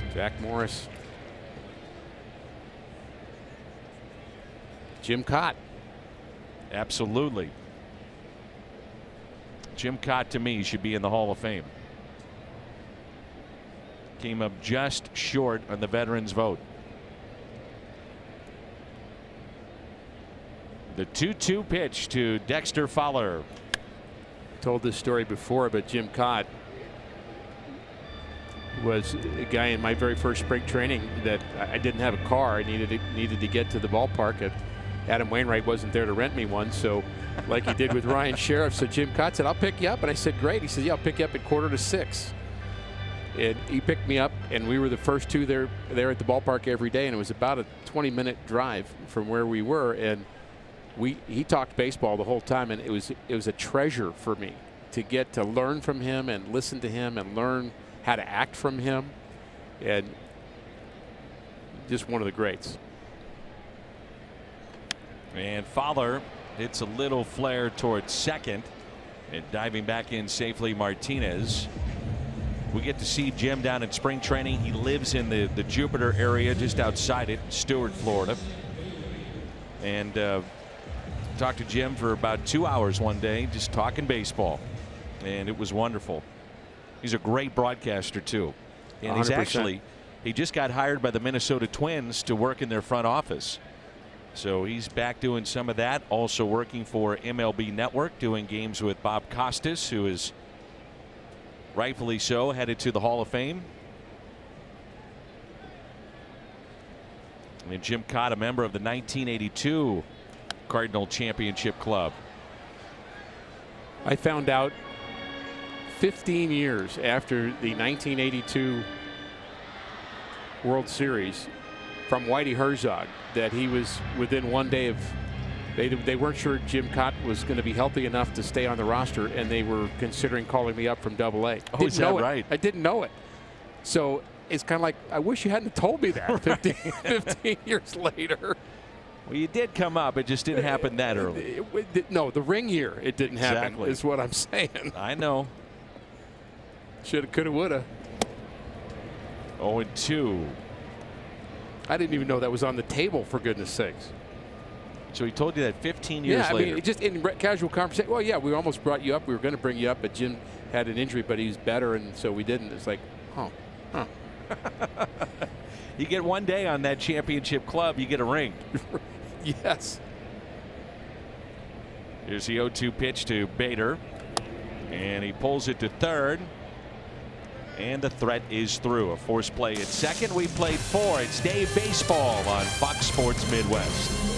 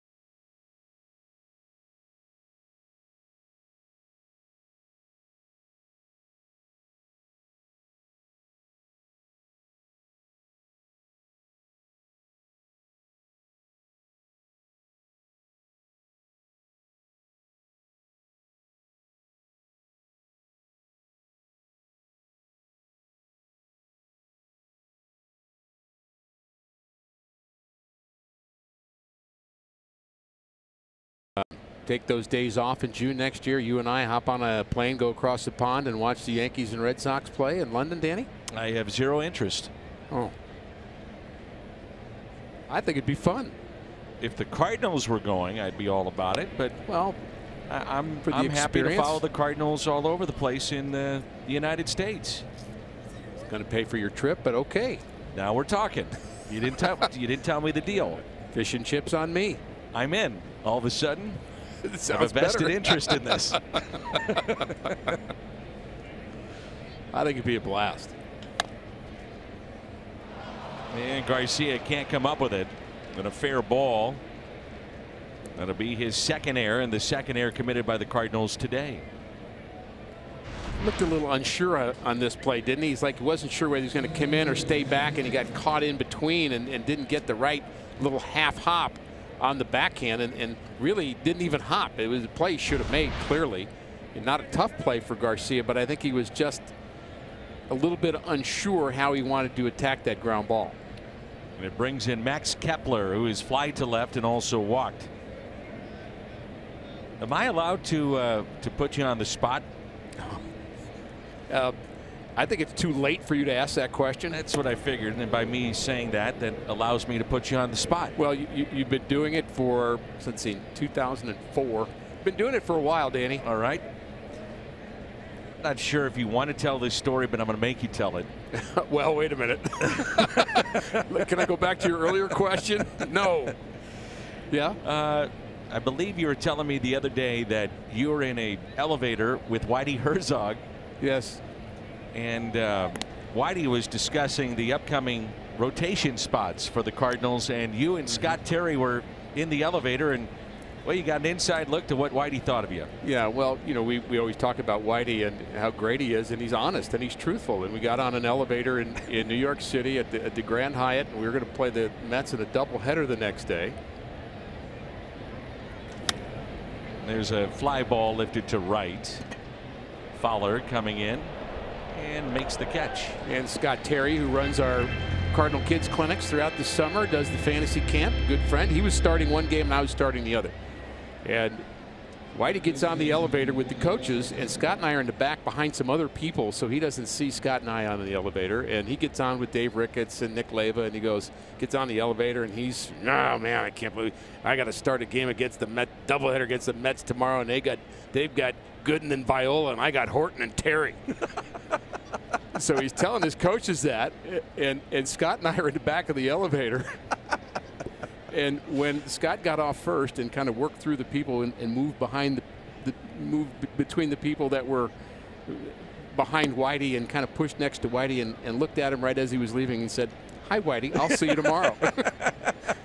and as Scott tells it, that is the only time that he's ever seen, and I might agree with that, Whitey's speechless. But it was funny. That's great. And of course, Scott loves to finish that story by saying we won both games that day. Is that right? Yes, we did. Good for you. I believe Scott to Escobar. I believe Scott had a perfect game through 5. And barring injury, Scott would have been a guy we talk about more as a player too. He was a good player, but I mean, he hurt his arm. He was a closer. He was the #1 starter for the Cardinals in 1989 for much of the season. Got off to a terrific start, but injuries, of course, are something that this game brings from time to time. Converted infielder. He's actually an outfielder with the Reds. Outfielder. He was in the outfield with Eric Davis and Dallas Williams, some other really good players in the Reds organization, Cal Daniels, and so they turned him into a starter. That pitch outside. Was that your pass list? No, I'm not sure. I did like the outfit, though. I loved it. I feel a little underdressed.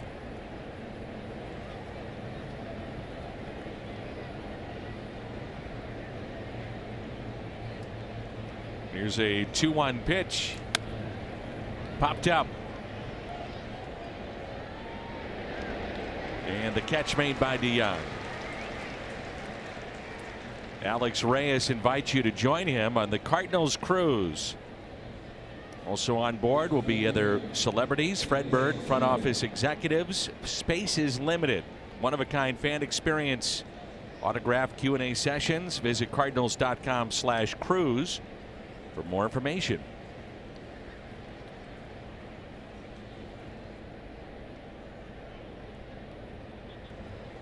Alex Reyes, a name that we will be talking about more and more as the summer progresses.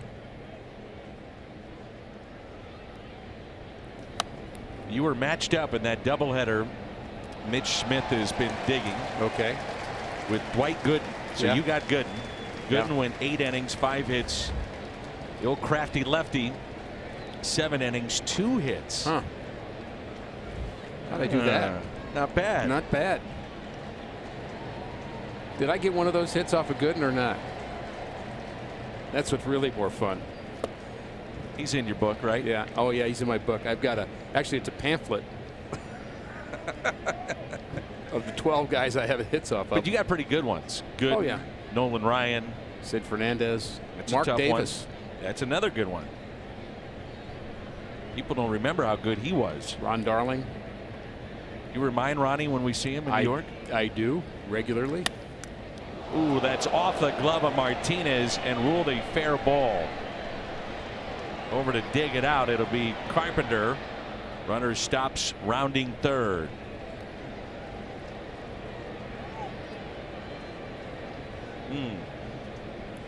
Well, the defense has not been great today behind Carlos Martinez. 2 errors in the inning on, I would say, easy chances. This ball's hit hard, but right to the glove side, and Martinez just misses it. Like he flinched on it at the last second. And he did. He moves his head away, and as if the ball, maybe he lost it behind his glove. I'm not sure exactly what happened, but certainly seemed to lose it. And unfortunately, he hit it in fair territory. It went foul, but he hit it in fair territory. So it's a fair ball. And I would also say not reviewable because he was in front of the bag, right? That's right. And a base hit. Oh, boy.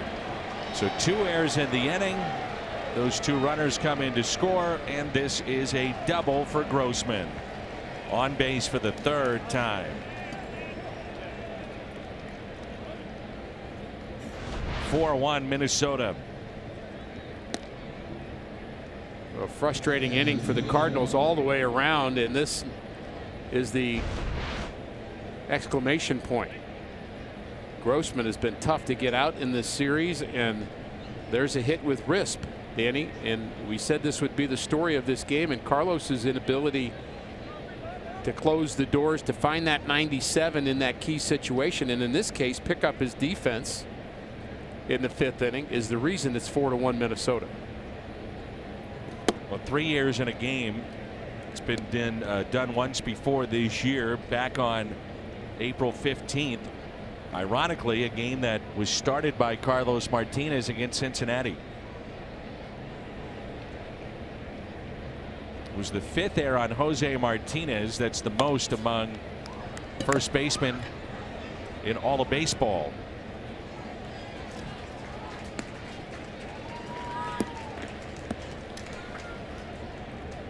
Is that as close as we've come to a foul ball? It's pretty close, just below us, about 4 rows. There was a foul ball last night that hit the visitors' booth, the front portion of it, but did not go in. Here's a 1-1. Good slider.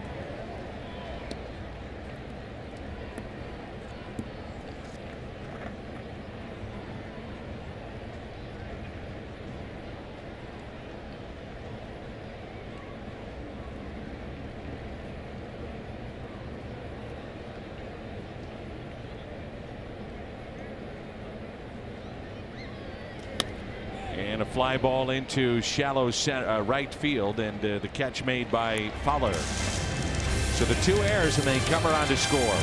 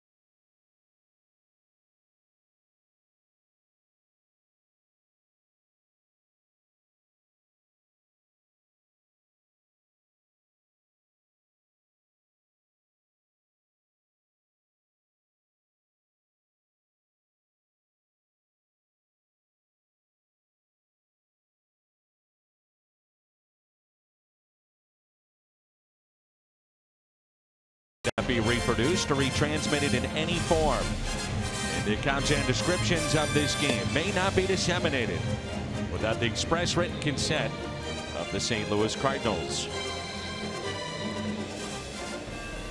The famous Clydesdales of Anheuser-Busch.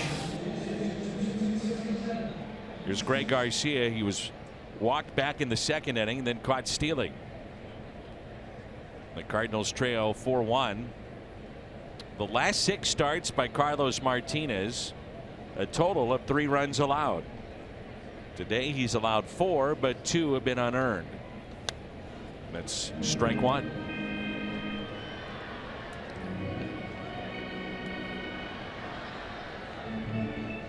Usually never a good sign when a team has more errors than hits. That's the case thus far. Not the plan.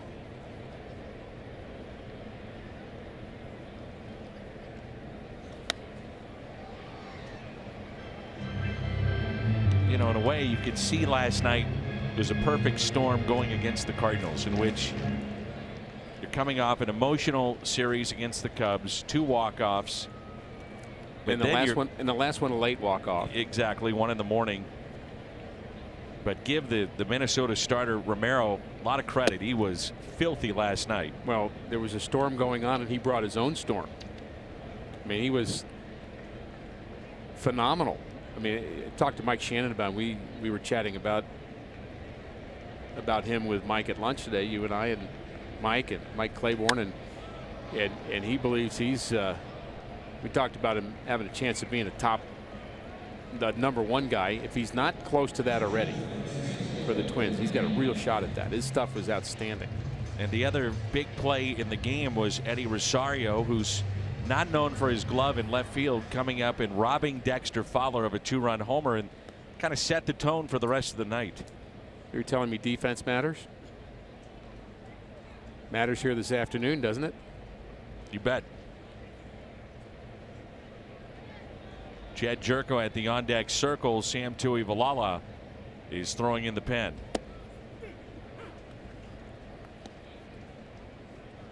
You think it's fair to say, Dan, that there are some runs that feel like they count more than others? And when you have 2 errors in an inning and a 2-out hit by Grossman, those 2 runs felt like 4 to me. Reaching for it, Pena in a ground ball to short, and there's 2 away. Some runs come with extra emotion, is what I'm trying to say.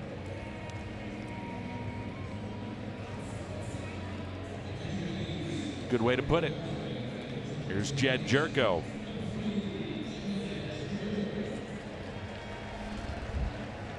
Just wonder if Mike Matheny, in the back of his mind, if you have Pham out and Molina, 2 guys that you're really counting on in your lineup, if you're missing that jolt, if Jed Jerko's got to become an everyday player here. Well,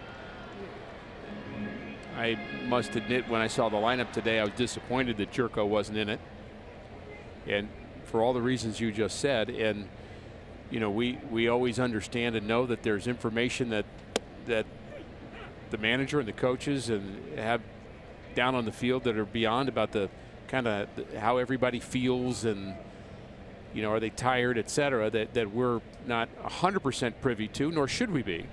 And we get that. But just on the basis of what Jerko's done since coming to the Cardinals, I'm at the point where you can't play him. You can't play him too much. 50 home runs in 2 years. He can have a bad day and still pop one out. 2-2.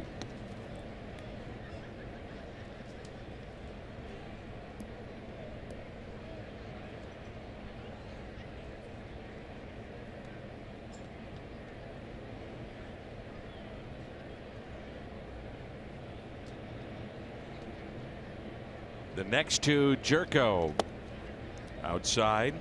Odorizzi has walked 2, struck out 3, and allowed a home run back in the first inning.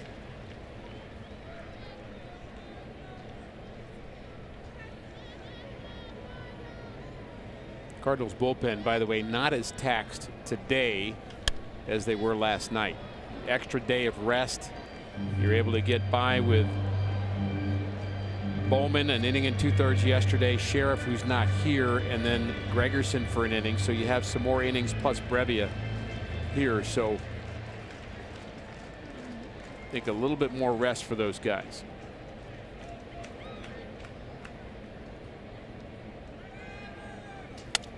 And Jerko lifts a fly ball, broke his bat into shallow left center, and the catch is made. Racing in Rosario. And the Cardinals go 1-2-3.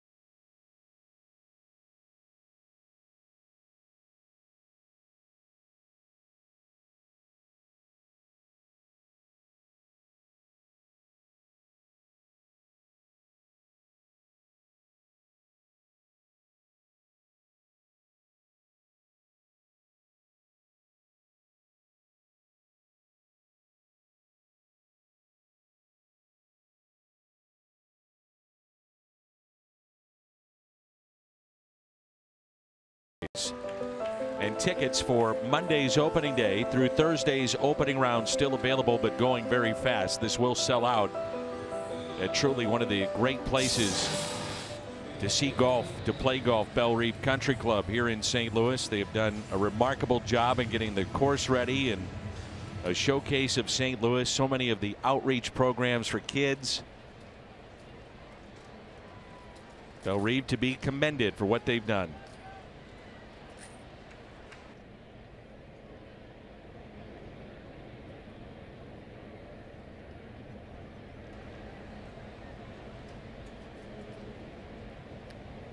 Here's Sam Tui of Alala, 4-1 our score.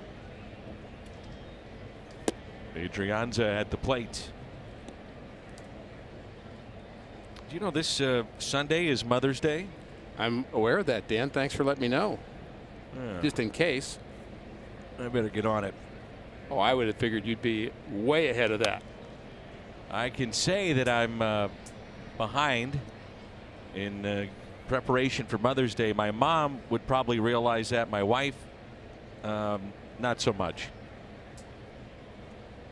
When she questions where you've been, I said, well, at the ballpark. The question is how are your kids up to speed on Mother's Day? Well, that's another story.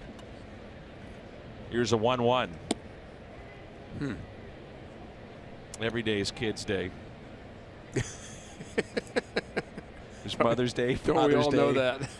and every day's Kids Day. They get the other 363. You got it.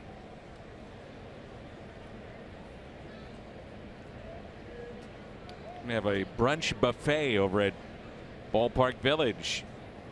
Only a few spots remain, and if you buy a ticket there for Mom, you also can have a ticket, free admission to the Cardinals Museum. It's 10 a.m. to 2 on Sunday. CardinalsNation.com to reserve those special tickets.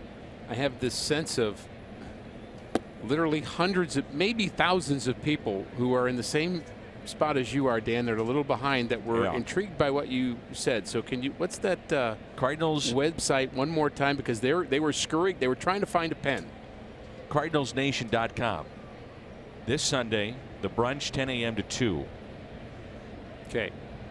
So Mom's a big baseball fan. You also get a ticket to the museum. Tell him Danny sent you. And Ricky. Yeah.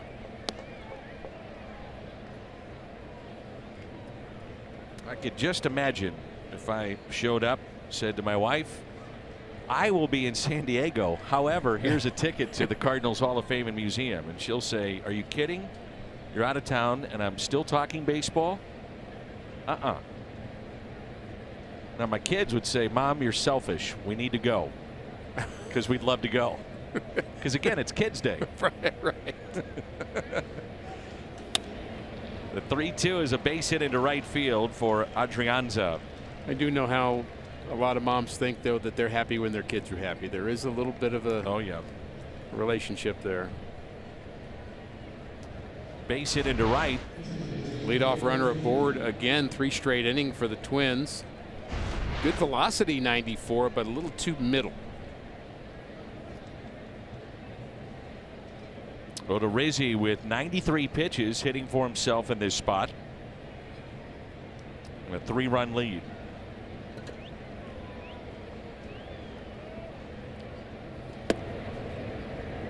Odorizzi's dominance in this game has been a little different than the dominance yesterday. He's almost kind of lulled the Cardinals to sleep here.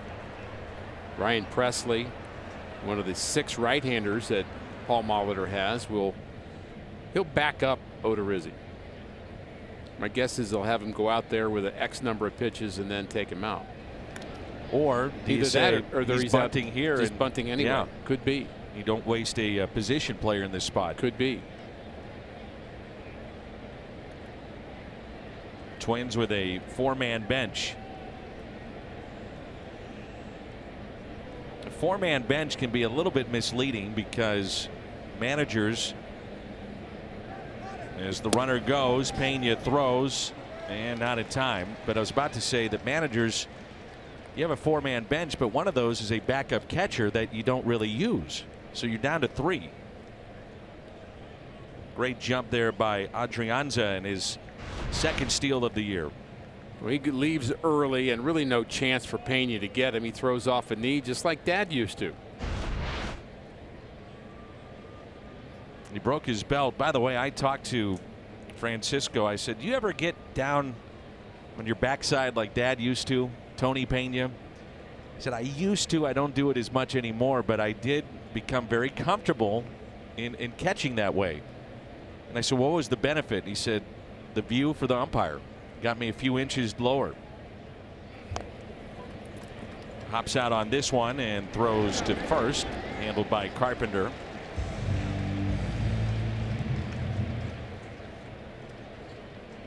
That advances Adrianza to 3rd, and we're back to the top of the lineup. Stolen base is huge. That is just the 14th stolen base overall for the Twins this year, but it gets a runner in the scoring position now to 3rd base with just 1 out. So that gets you into a high leverage scoring position with a guy that can hit the ball into the outfield with ease in Morrison. So you have to play the infield in. The lead can't get any bigger. Nope. Morrison is 0 for 3. His last time up, it was runners at 2nd and 3rd, and you posed the question, is the game on the line right here? You might pose that question again. 100% agree.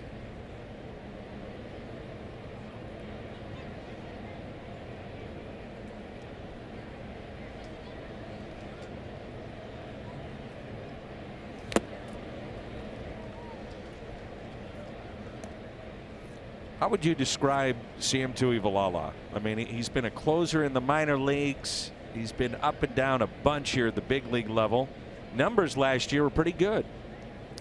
Yeah, and I think there's just maybe a missing wow factor with him in terms of swing and miss stuff. I mean, he throws hard enough, 93, 94, You wouldn't say he's got great movement. And that's ripped into right field, and a base hit to make it a 5-1 Minnesota lead.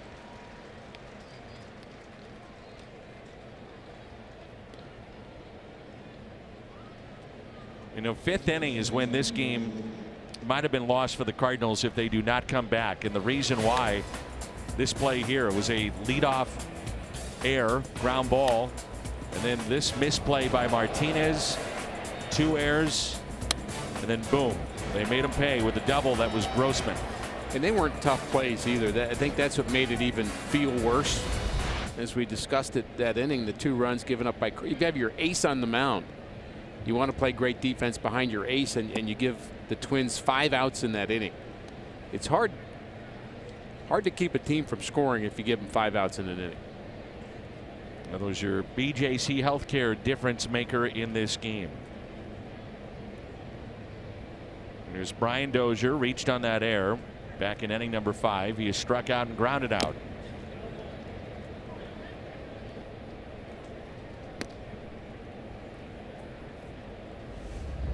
So the Cardinals had a sweep against the White Sox, a sweep of the Cubs, and then it's come to a screeching halt, that momentum here against Minnesota in these 2 games. St. Louis with just 2 hits.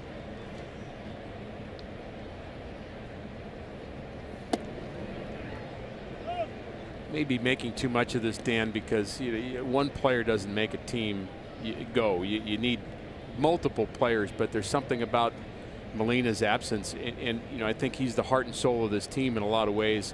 And I think the first game back, the heart was still there because they were almost playing for Yachty or with Yachty or connected to Yachty in some ways. And now that he's not here, I feel like there's a missing element that certainly he could be a part of. And it's not, again, not the whole thing, but it's certainly something to think about. Yep. And Tommy Pham. But I get your point, though. I mean, Molina is the captain of this team. Right. 2 balls and 2 strikes on Dozier, and a ground ball left side, and a double play. 5-4-3 on the double play.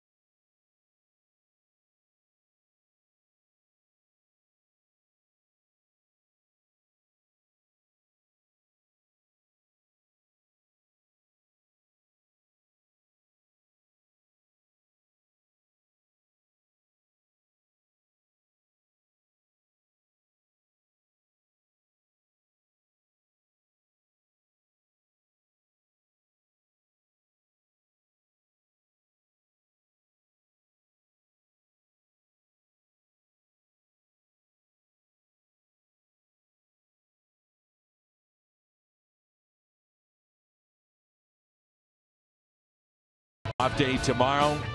Team will travel to San Diego for the Padres 2 in Minnesota. And 5 of those ball games will be on Fox Sports Midwest. Here's Ryan Presley in our Chevy call to the pen.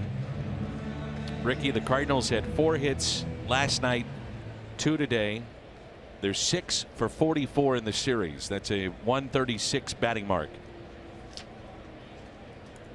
Well, it's not going to produce a lot of victories when the offense is not connecting. And in one way they have to connect is they have to bunch their hits. Now they're not getting enough hits to bunch at the moment, but we can only hope they've saved them for the 6th inning onward. Now we've had some games this year where that has been where the Cardinals offense has taken off, so I don't discount that possibility.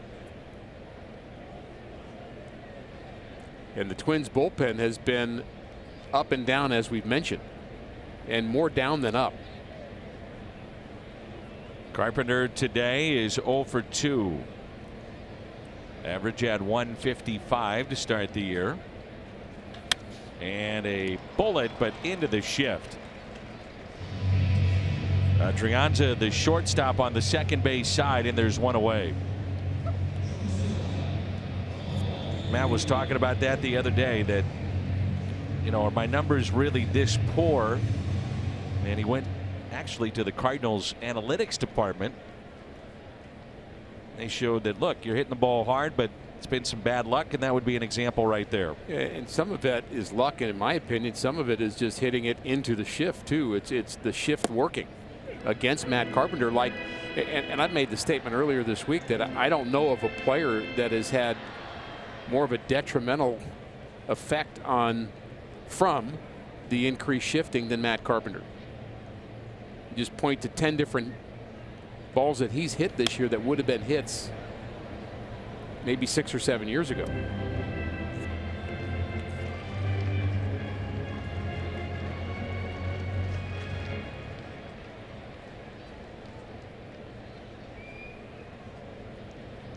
Oh, 2 the count to Young, who struck out twice today.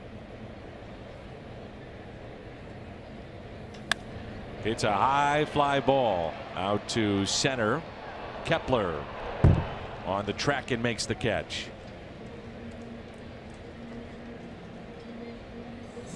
So Presley has gotten the first 2, and it brings in Jose Martinez. Solo home run back in the first and walked in the 4th.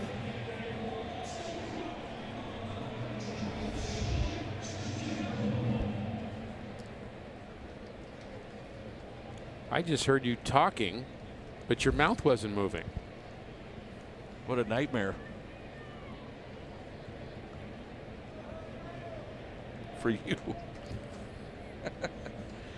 They were playing your call of Martinez's home run on the video board here, and I was enjoying your call, Danny. And the fans just, as I always do. Well, I appreciate that, and the fans just went nuts when they heard that. Well, everybody enjoys your calls. Obviously, Cardinal Nation enjoys you. I get to enjoy you from about 2 feet away. What a joy it is. So people experience Dan McLaughlin as the voice of the Cardinals, talking about their favorite team, giving these great moments, and I can provide some background. About the calls are me. Yes. Cut his mic. Just see me later, everybody. Well, even when things aren't going well for the Cardinals last night and today, it's always fun to be at the ballpark. It is. Agreed. I think that's important. And the 2-1 is hit to short, and a quiet inning for the Cardinals as Presley has a 1-2-3.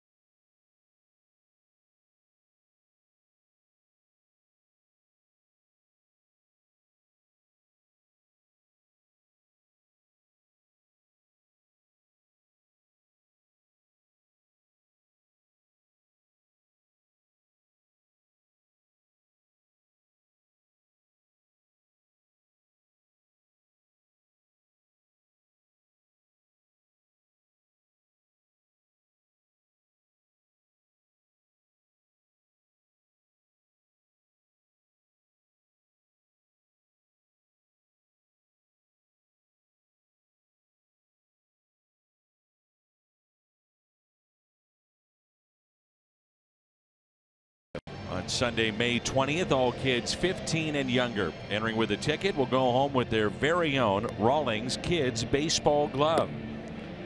And they'll also receive a free ticket voucher for a future home game, compliments of Ritz. If that's not enough, kids under 48 inches will get a free ticket to Six Flags. Kid-friendly day at the ballpark. And come on down, May 20th, Cardinals.com/promotions.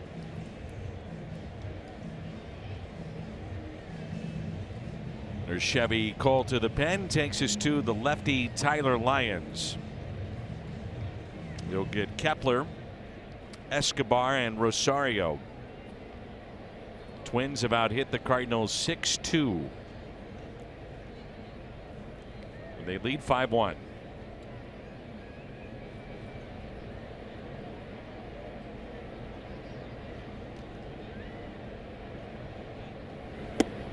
Kepler today is fly to left, fly to right, and also walked.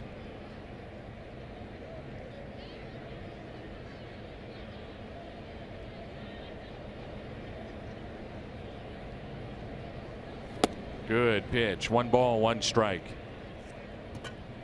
Monday pitch arsenal. Fastball slider from Tyler Lyons.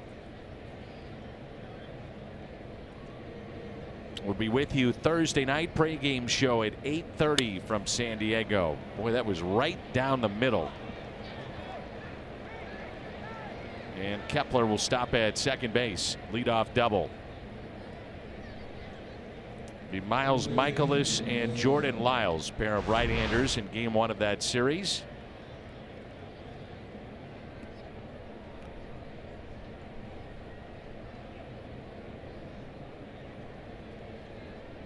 So Kepler on base for the second time. Eduardo Escobar 0 for 3, the cleanup man.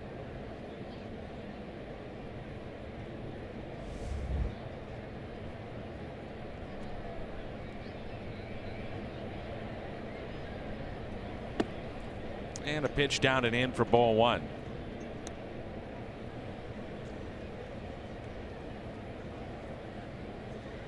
The weather on the upcoming road trip might be actually warmer in Minnesota than San Diego. That's hard to imagine. Well, I mean, that's what typically you do when you travel. You leave St. Louis and you say, I'm sorry to leave the great weather and go to San Diego, and then to Minnesota. I'd rather hear about the weather than talk about that. 2-run homer just to the left of Big Mac land. Escobar his 7th. RBI 19 and 20.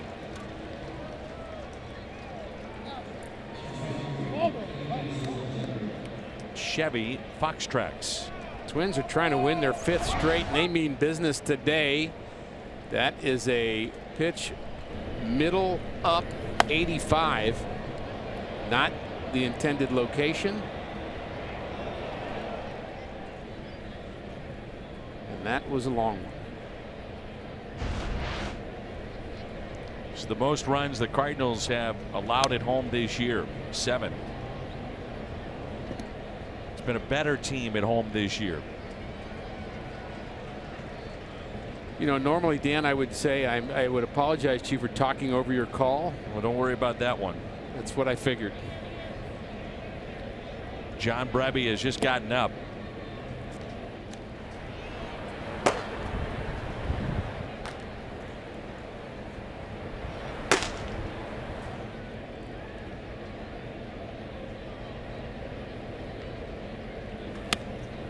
And that's pulled foul.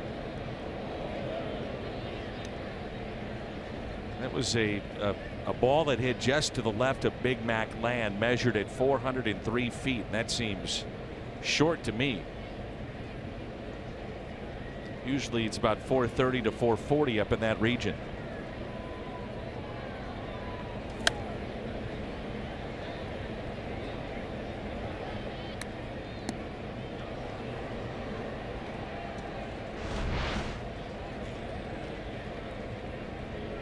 '85 had to be a changeup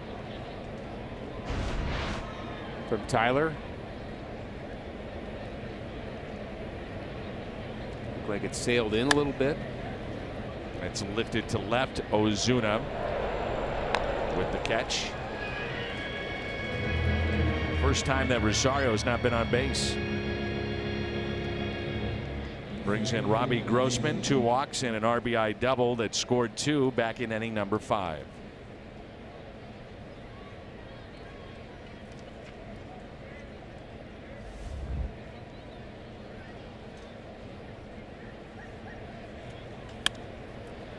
And a fly ball into shallow right. Fowler with the catch.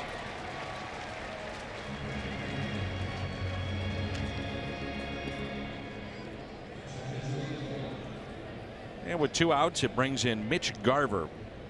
At one point in his career, he played for the Rochester Red Wings. Stan the Man made a stop there.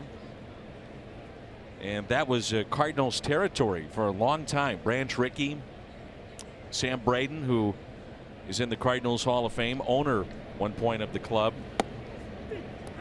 and trying to expand the footprint of what they had with a minor league system, bought that team. They had one in Syracuse and then got the Rochester Red Wings.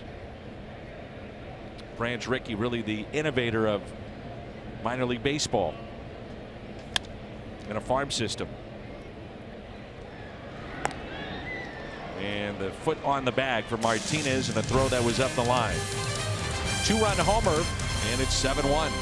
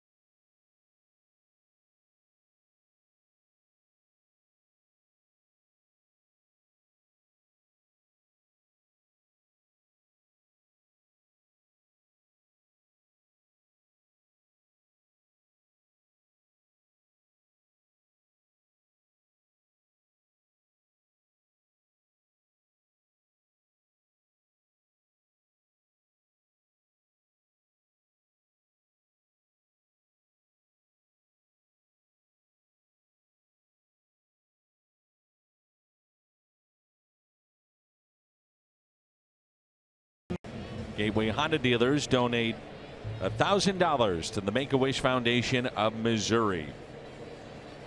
It's Ozuna, Fowler, and Bader, with the Cardinals trailing by the score of 7-1. Cardinals have been outplayed in many facets of the 2 games of this series. 13-1 is the one that matters. Yep. That'll happen. You have ruts in the long season. I didn't see this coming. I don't know about you, Danny, after the Chicago series, both Chicago series. But I would also say I did not see the Pittsburgh series coming. Of course, you never hope for, you're always hoping for the best, right? And you're thinking about your team and kind of all the good things that you like about the team. And if this happens, and then if, well, all the ifs don't happen. And some of the ifs you don't want to happen. And that's why you have to play the game. Hit to short, and Ozuna retired.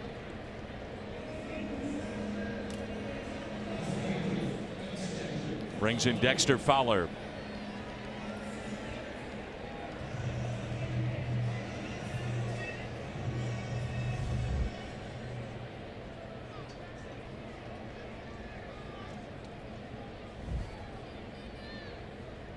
Cardinals come back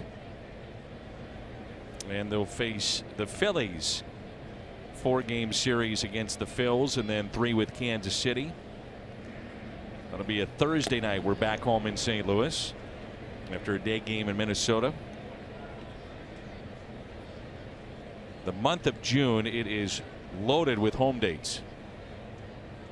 It's a 3-game series with Cincinnati, 3 with Milwaukee, and 3 with the Phillies, and then 4 with Milwaukee, and that's it. The road games in the month of June. That could be big. This team has played much better here at home. Yeah, going into the All-Star break too, towards the end of June, you start thinking about a lot of home games, and the Cardinals have played well at home. They've still played well in the division, 14-7, which is why they are leading the Central Division. So that's the silver lining, the positive to kind of point back to, but still would have to say the last 2 days have been disappointing. So 1 out and nobody on. And the 2-1 pitch. Fowler hits it out of play. You know, it's a little maddening about baseball, Dan, for fans, and I would say for me too as I think about this, but you know, there's that great saying that you hear it in business a lot. You hear that, you know, the definition of lunacy is doing the same thing and expecting different results. But in baseball, that is what you do. You do the same things every day and you do expect different results, and you just expect that things are going to come your way and you're going to get the timing and get the feel. So we're so conditioned to make macro changes in the short term when things aren't going well, but sometimes you got to ride it out. You got to ride it out, and it can be a bad thing mentally if you do make too many changes. Well, let's do this with this player. Let's not let him play anymore. Let's not let this coach do this. Let's do this with the batting order. I mean, you can make all those changes, but sometimes that's felt on a baseball team as panic as opposed to support. It's well put. The 2-2 and a swing and a miss.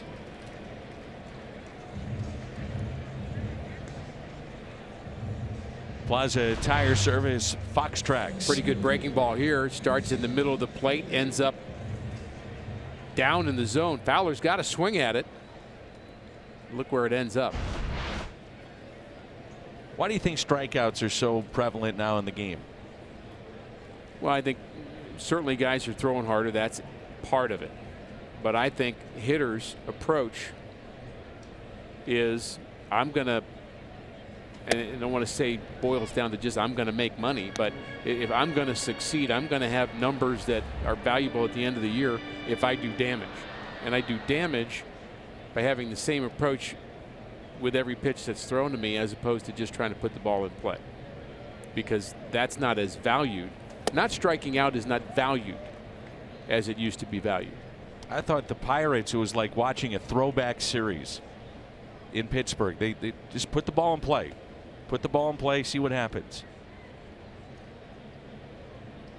But this has become the game. Strikeouts. I mean, Earl Weaver would love this. Home runs. Right.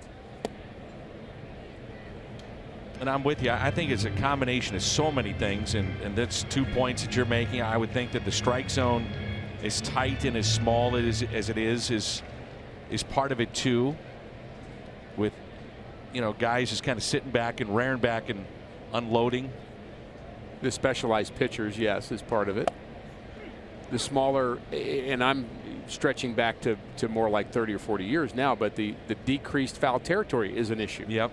So the foul balls are mostly out of play. So that extends the at bat, more pitches, and it just changes. So the guys with the launch angle, if you miss and you pop up, it's just going to be out of play. It's going to be a strike. So what? As opposed to you being out. So it discourages you from hitting the ball on the line. And really, the name of the game is still hitting line drives. It doesn't really matter. And if you get under one, it goes out. That's great. But the guys who are going to lead the league in hitting are going to be guys that hit a lot of line drives. Rob Manfred has been pretty aggressive with some of his thoughts and changing the game, and I got to wonder what his approach will be this offseason. Now, the first month, you talked about it last night, weather related. Some of the numbers may be way off kilter. But I don't think this is the game that he envisions. Well, I know it's not the game Joe Torre envisions, and I think he has Rob Manfred's ear for sure. And Joe shared what we were talking about with Mike Matheny in spring training. He said we've got to fix our game. And I think Joe's been going around to managers essentially lobbying to say, hey, teach your guys to put the ball in play. It's more of an interesting game. It's more of a fun game. It's going to help helped people understand the strategy of the game more. And the strikeouts, you know, penalize the strikeouts. I don't know what that means. I'm not saying, you know, put the players in detention if they strike out 3 times, but that shouldn't be looked at as a good day when you strike out 3 times. You know, Mike said emphatically to us, I guess it was last week, he said a pitch clock, by the way, is coming. He said it will be here in Major League Baseball. Now, whether that's next year or the year after or when, but he said it is coming. There's a strikeout, 2 in the inning, and 13 in a row set down by Minnesota Twins pitching.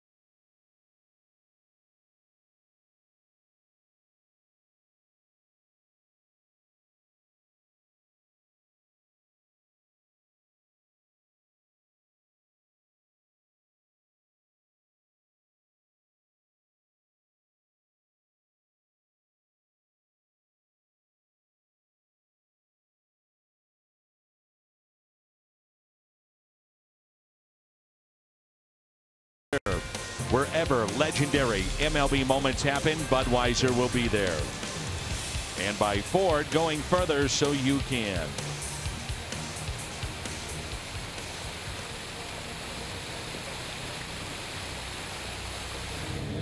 New pitcher, new battery for the Cardinals. John Brebbia is on the mound. He's appeared in 3 games this season. Carson Kelly takes over behind the plate. Francisco Pena is at first base. I don't believe there is a Cardinal player that has been more hurt by the up and down from AAA to the big leagues than John Brebbia. As we look at the changes, Martinez has moved to right. You saw Pena at first base and Kelly behind the plate. But Brebbia had such a good season a year ago and again came out of nowhere. 50 games out of the Cardinals bullpen. This was not just small sample size. 50 games, 2.44 ERA. Opponent's batting average 193 against John Brebbia, and he's one of the up and down guys. It just seems a little wrong to me. And I don't think he had that bad a spring training. He had a couple of bad games, but because he has options, that's why he's in that boat. It's a numbers game. Yeah.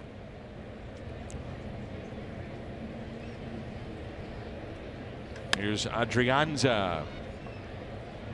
First pitch is popped up, and DeYoung will make the catch, the shortstop.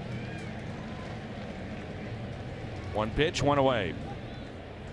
Speaking of it being a numbers game, I believe I've mentioned this to you, Danny. I'm not sure, but I've been just thinking about how, in my mind, the Players Association is going to get wise about, in the next collective bargaining, about how players are being used on the disabled list in AAA and up and down. And I think at some point they have to say, look, you can option a guy down a couple of times, but the 3rd time he comes up, he gets the big league minimum the rest of the year.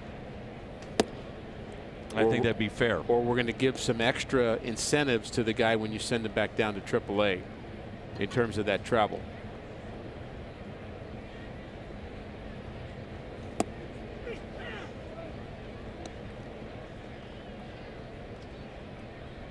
I think that's fair.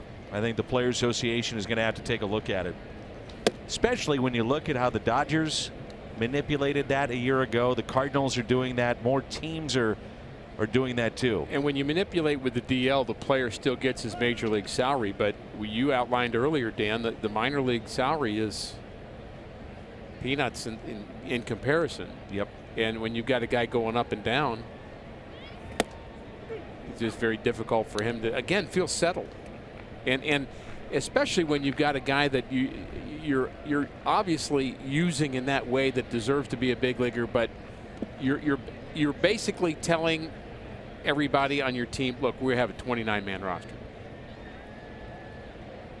and we're going to expand it to 29 people, and we're not going to make that choice. We're not going to be forced to make that choice.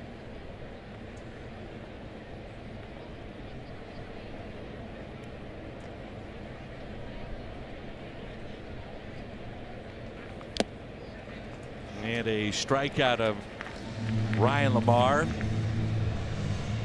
No relation to Lamar from one of the great movies, Revenge of the Nerds.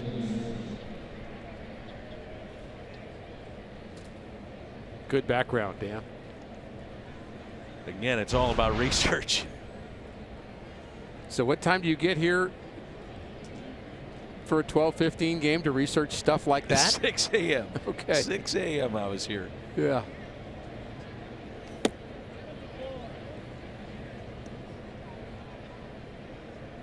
And that was late.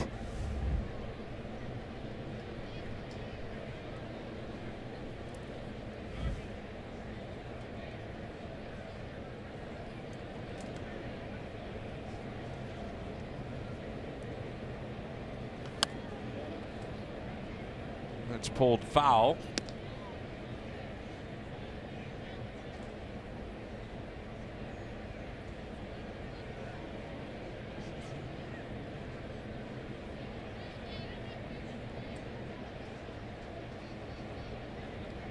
And the 1-1 pitch to Logan Morrison. Popped him up. Shift was on, so DeYoung in foul territory. The shortstop with the catch. Good work by Brebbia here in the top of the 8th.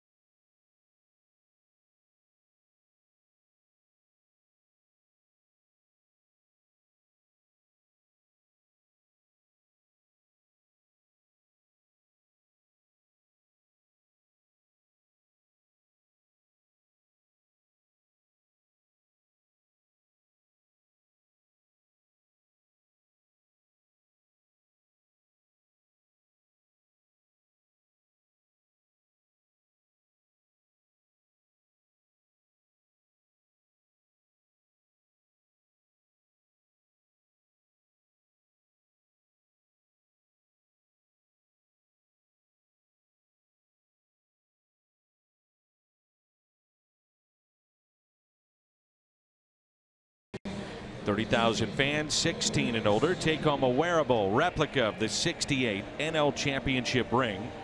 Players and coaches received 50 years ago. May 19th, Cardinals.com/promotions. Taylor Rogers. There's Chevy called to the pen here for the bottom of the 8th. Cardinals trailing 7-1. They've been out hit 8-2. And the Cardinals with a total of 6 hits so far in this series.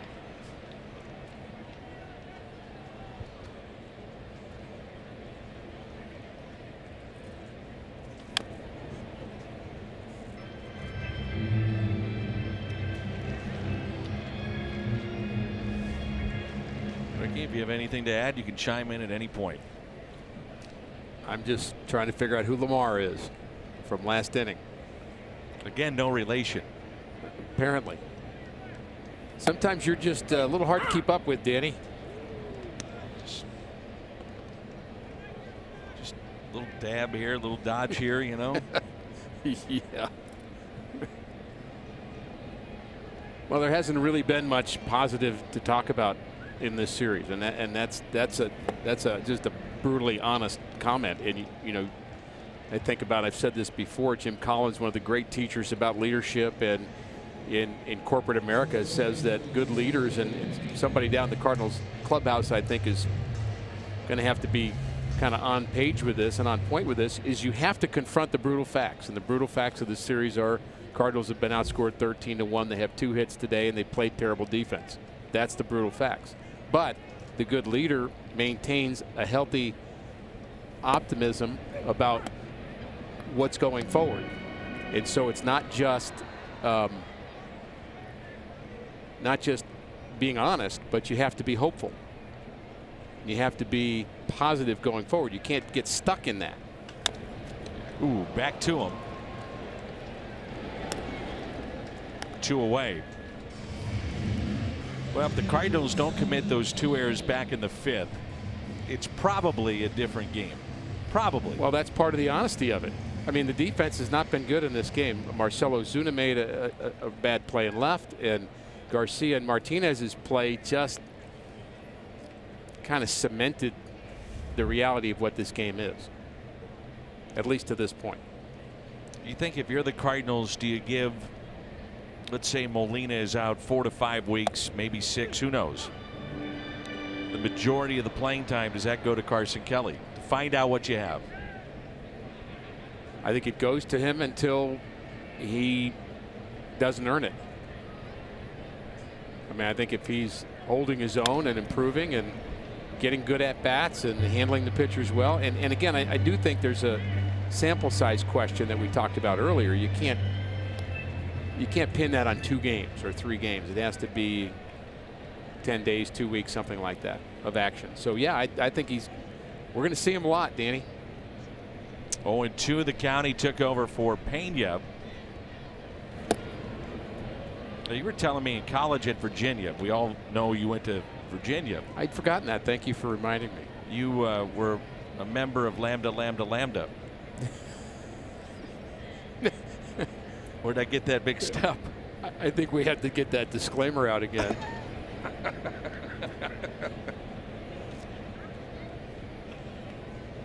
No, the baseball team was my fraternity. That was.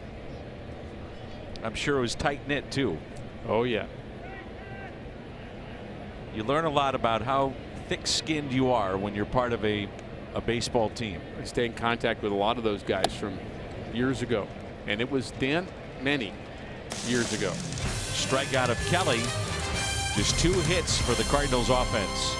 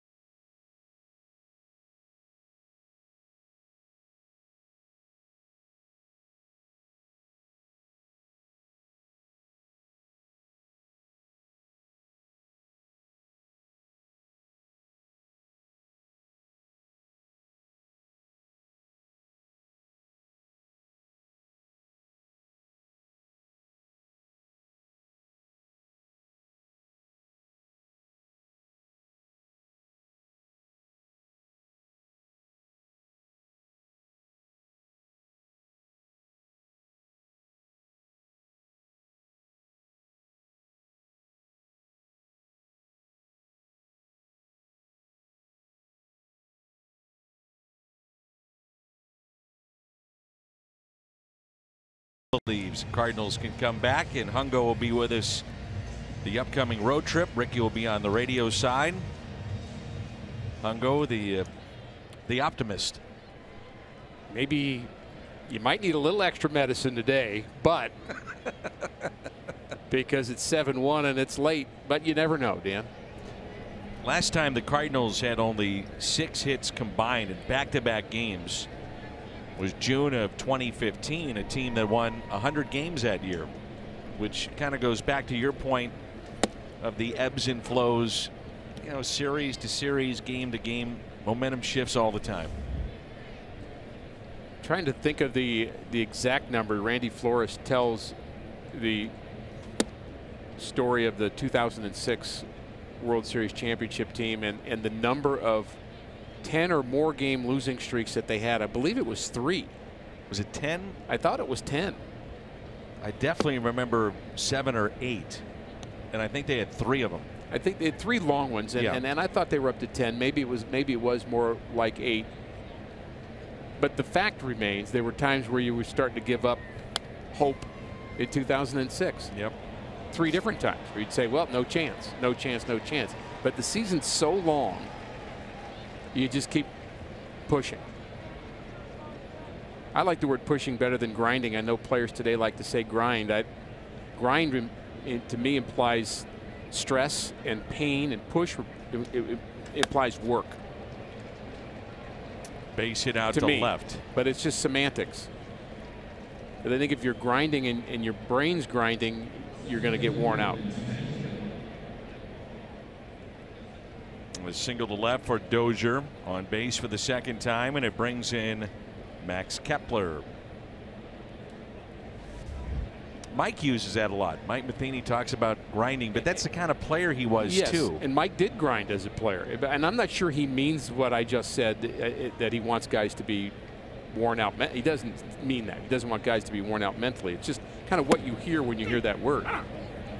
Interesting, in spring training this year, big conversation, huge conversation at the minor league level, all over the place. I was asked multiple times by friends who are coaches that I either played for, played with in some cases. They'd say, well, what does it mean to you? And I say, be aggressive on the base paths.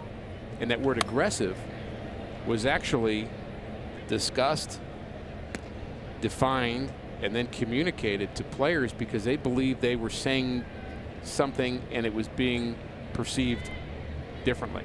They thought it was reckless almost. And like, go ahead, just run whenever you can.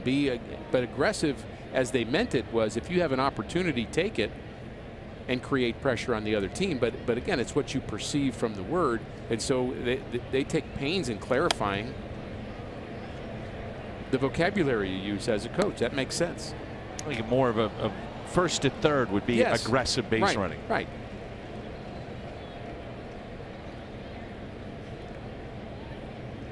But they certainly don't intend for you to run into outs. It's Pena at first base, playing behind the runner.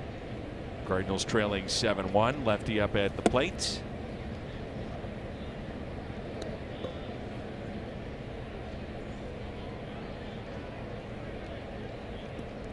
You're talking about the length of the season. John Mozeliak recently asked about the 154 schedule. Would Major League Baseball go back to that? Various reasons why more than likely it would not happen.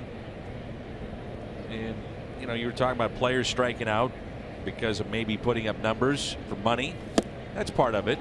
Money of tickets sold, but also the complications of long-term TV deals that are locked in, that you're going to be broadcasting 162 games. You know, so it's not as easy as saying, well, let's just cut it back to 154. There's a lot of facets with that too. Someone told me recently, maybe it was you, because I listened to most things you say, that Jim Cott was throwing out there that perhaps we should play 7-inning games. Really? Yes. Jim Cott saying that? Somebody, it was either Jim, so it wasn't you that told me that. No. Huh.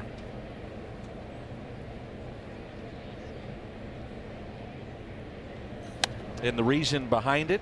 Talk about shortening the game and creating more excitement in the time frame instead of going to 150. It was the alternative to 154 games. What do you feel about extra innings and a runner at second, starting the inning with a runner at second? It makes my skin crawl. Not saying it won't happen, but it makes my skin crawl. I mean, you're seeing lengthy games and extra innings. And then the fallout from it is that you use up a bullpen and you're trying to get through that game that particular night, and then all of a sudden, like the Cardinals had, back-to-back long Saturday and Sunday games. We mentioned last night it was imperative that John Gant gave you at least 5 innings. Get into the 6 you're hoping. That just drops in at a shallow left.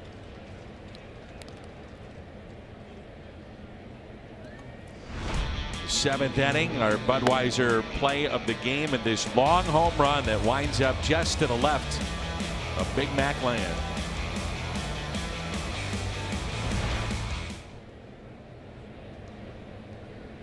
That was Eduardo Escobar.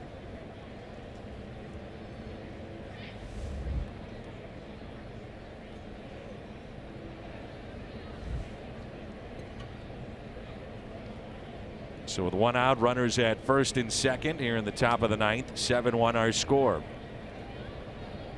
Cardinals will send Miles Michaelis to the mound Thursday in San Diego. I really look forward to every 5th day that he gets the opportunity as Ozuna makes that catch. Michaelis has become a front end type starter. And I love the way he goes about it. He's aggressive. He's in the zone. He throws strikes. And he's going to be a 200 innings guy. And I just realized it was Scott Warman that had told me about Jim Cott's statement that he'd made. And he said it because there aren't many guys that are going deep into games. That's why he said, let's play 7-inning games, because no pitcher can throw a complete game that's 9 anymore. I'd say no, but very few. And set up your bullpen better, etc. And again, just an idea. He's throwing it out there, but Michaelis is the kind of guy that I think will go 7, 8 innings plus a number of times this year. Slap to Ozuna. No damage done against John Brebbia. 2 scoreless innings.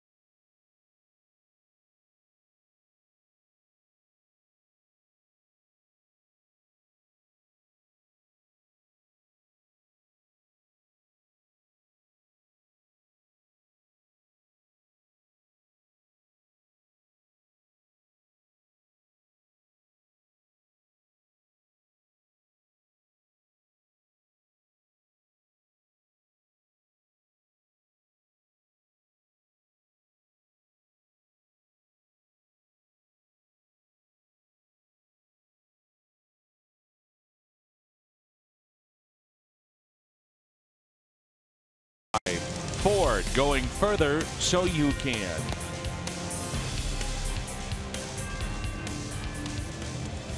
The weather in St. Louis, perfect. The score, if you're a Cardinals fan, not so much. Only 2 hits, 7-1 our score. Phil Hughes has the 9th inning for Minnesota, their bullpen, and we've talked about them being 29th in baseball in overall earned run average, but they've been good in this short series. They were good last night. And 3 hitless innings with 4 strikeouts and no walks before the appearance of Phil Hughes. He's our Chevy call to the bullpen. He's a guy that's been in the rotation and now working out of the pen, and he made a valid point last night. Minnesota, within the next month, is going to get a lot of their pieces back. That includes in their rotation, so Hughes will be on the outside looking in that regard. And here's a ground ball. Carpenter retired for the first out.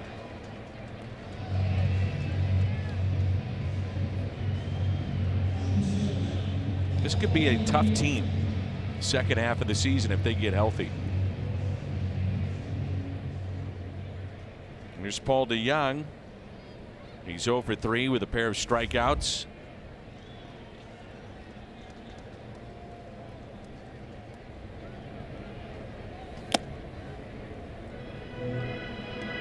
It's Fredberg for with a sign for Yadier Molina behind home plate.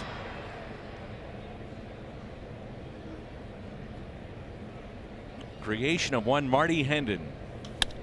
As DeJong hits a fly ball into right.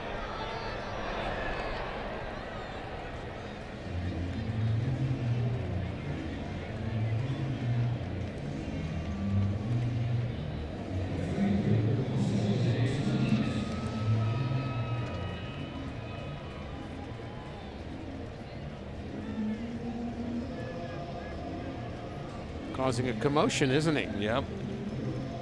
Wherever he goes. The good kind.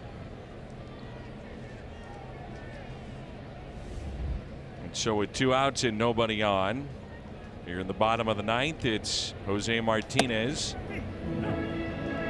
He homered a solo shot in the first inning, and the other hit was a base hit off the end of the bat of Francisco Pena. That has been the offense today for the Cardinals. That was in the 3rd. Cardinals have not had a hit since back in that 3rd inning.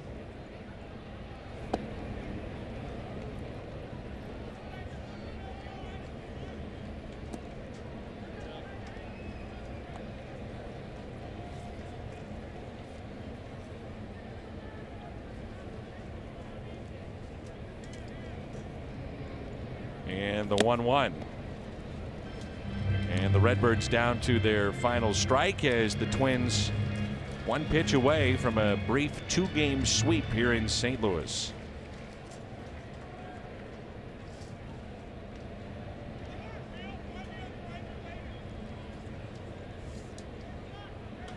And a grounder that's hit to short. This should do it. The Twins come in and dominate the Cardinals in 2 games. Only 2 hits today in the final of 7-1, and a sweep from Minnesota. Off day tomorrow. Back at it again on Thursday. The postgame show comes your way next.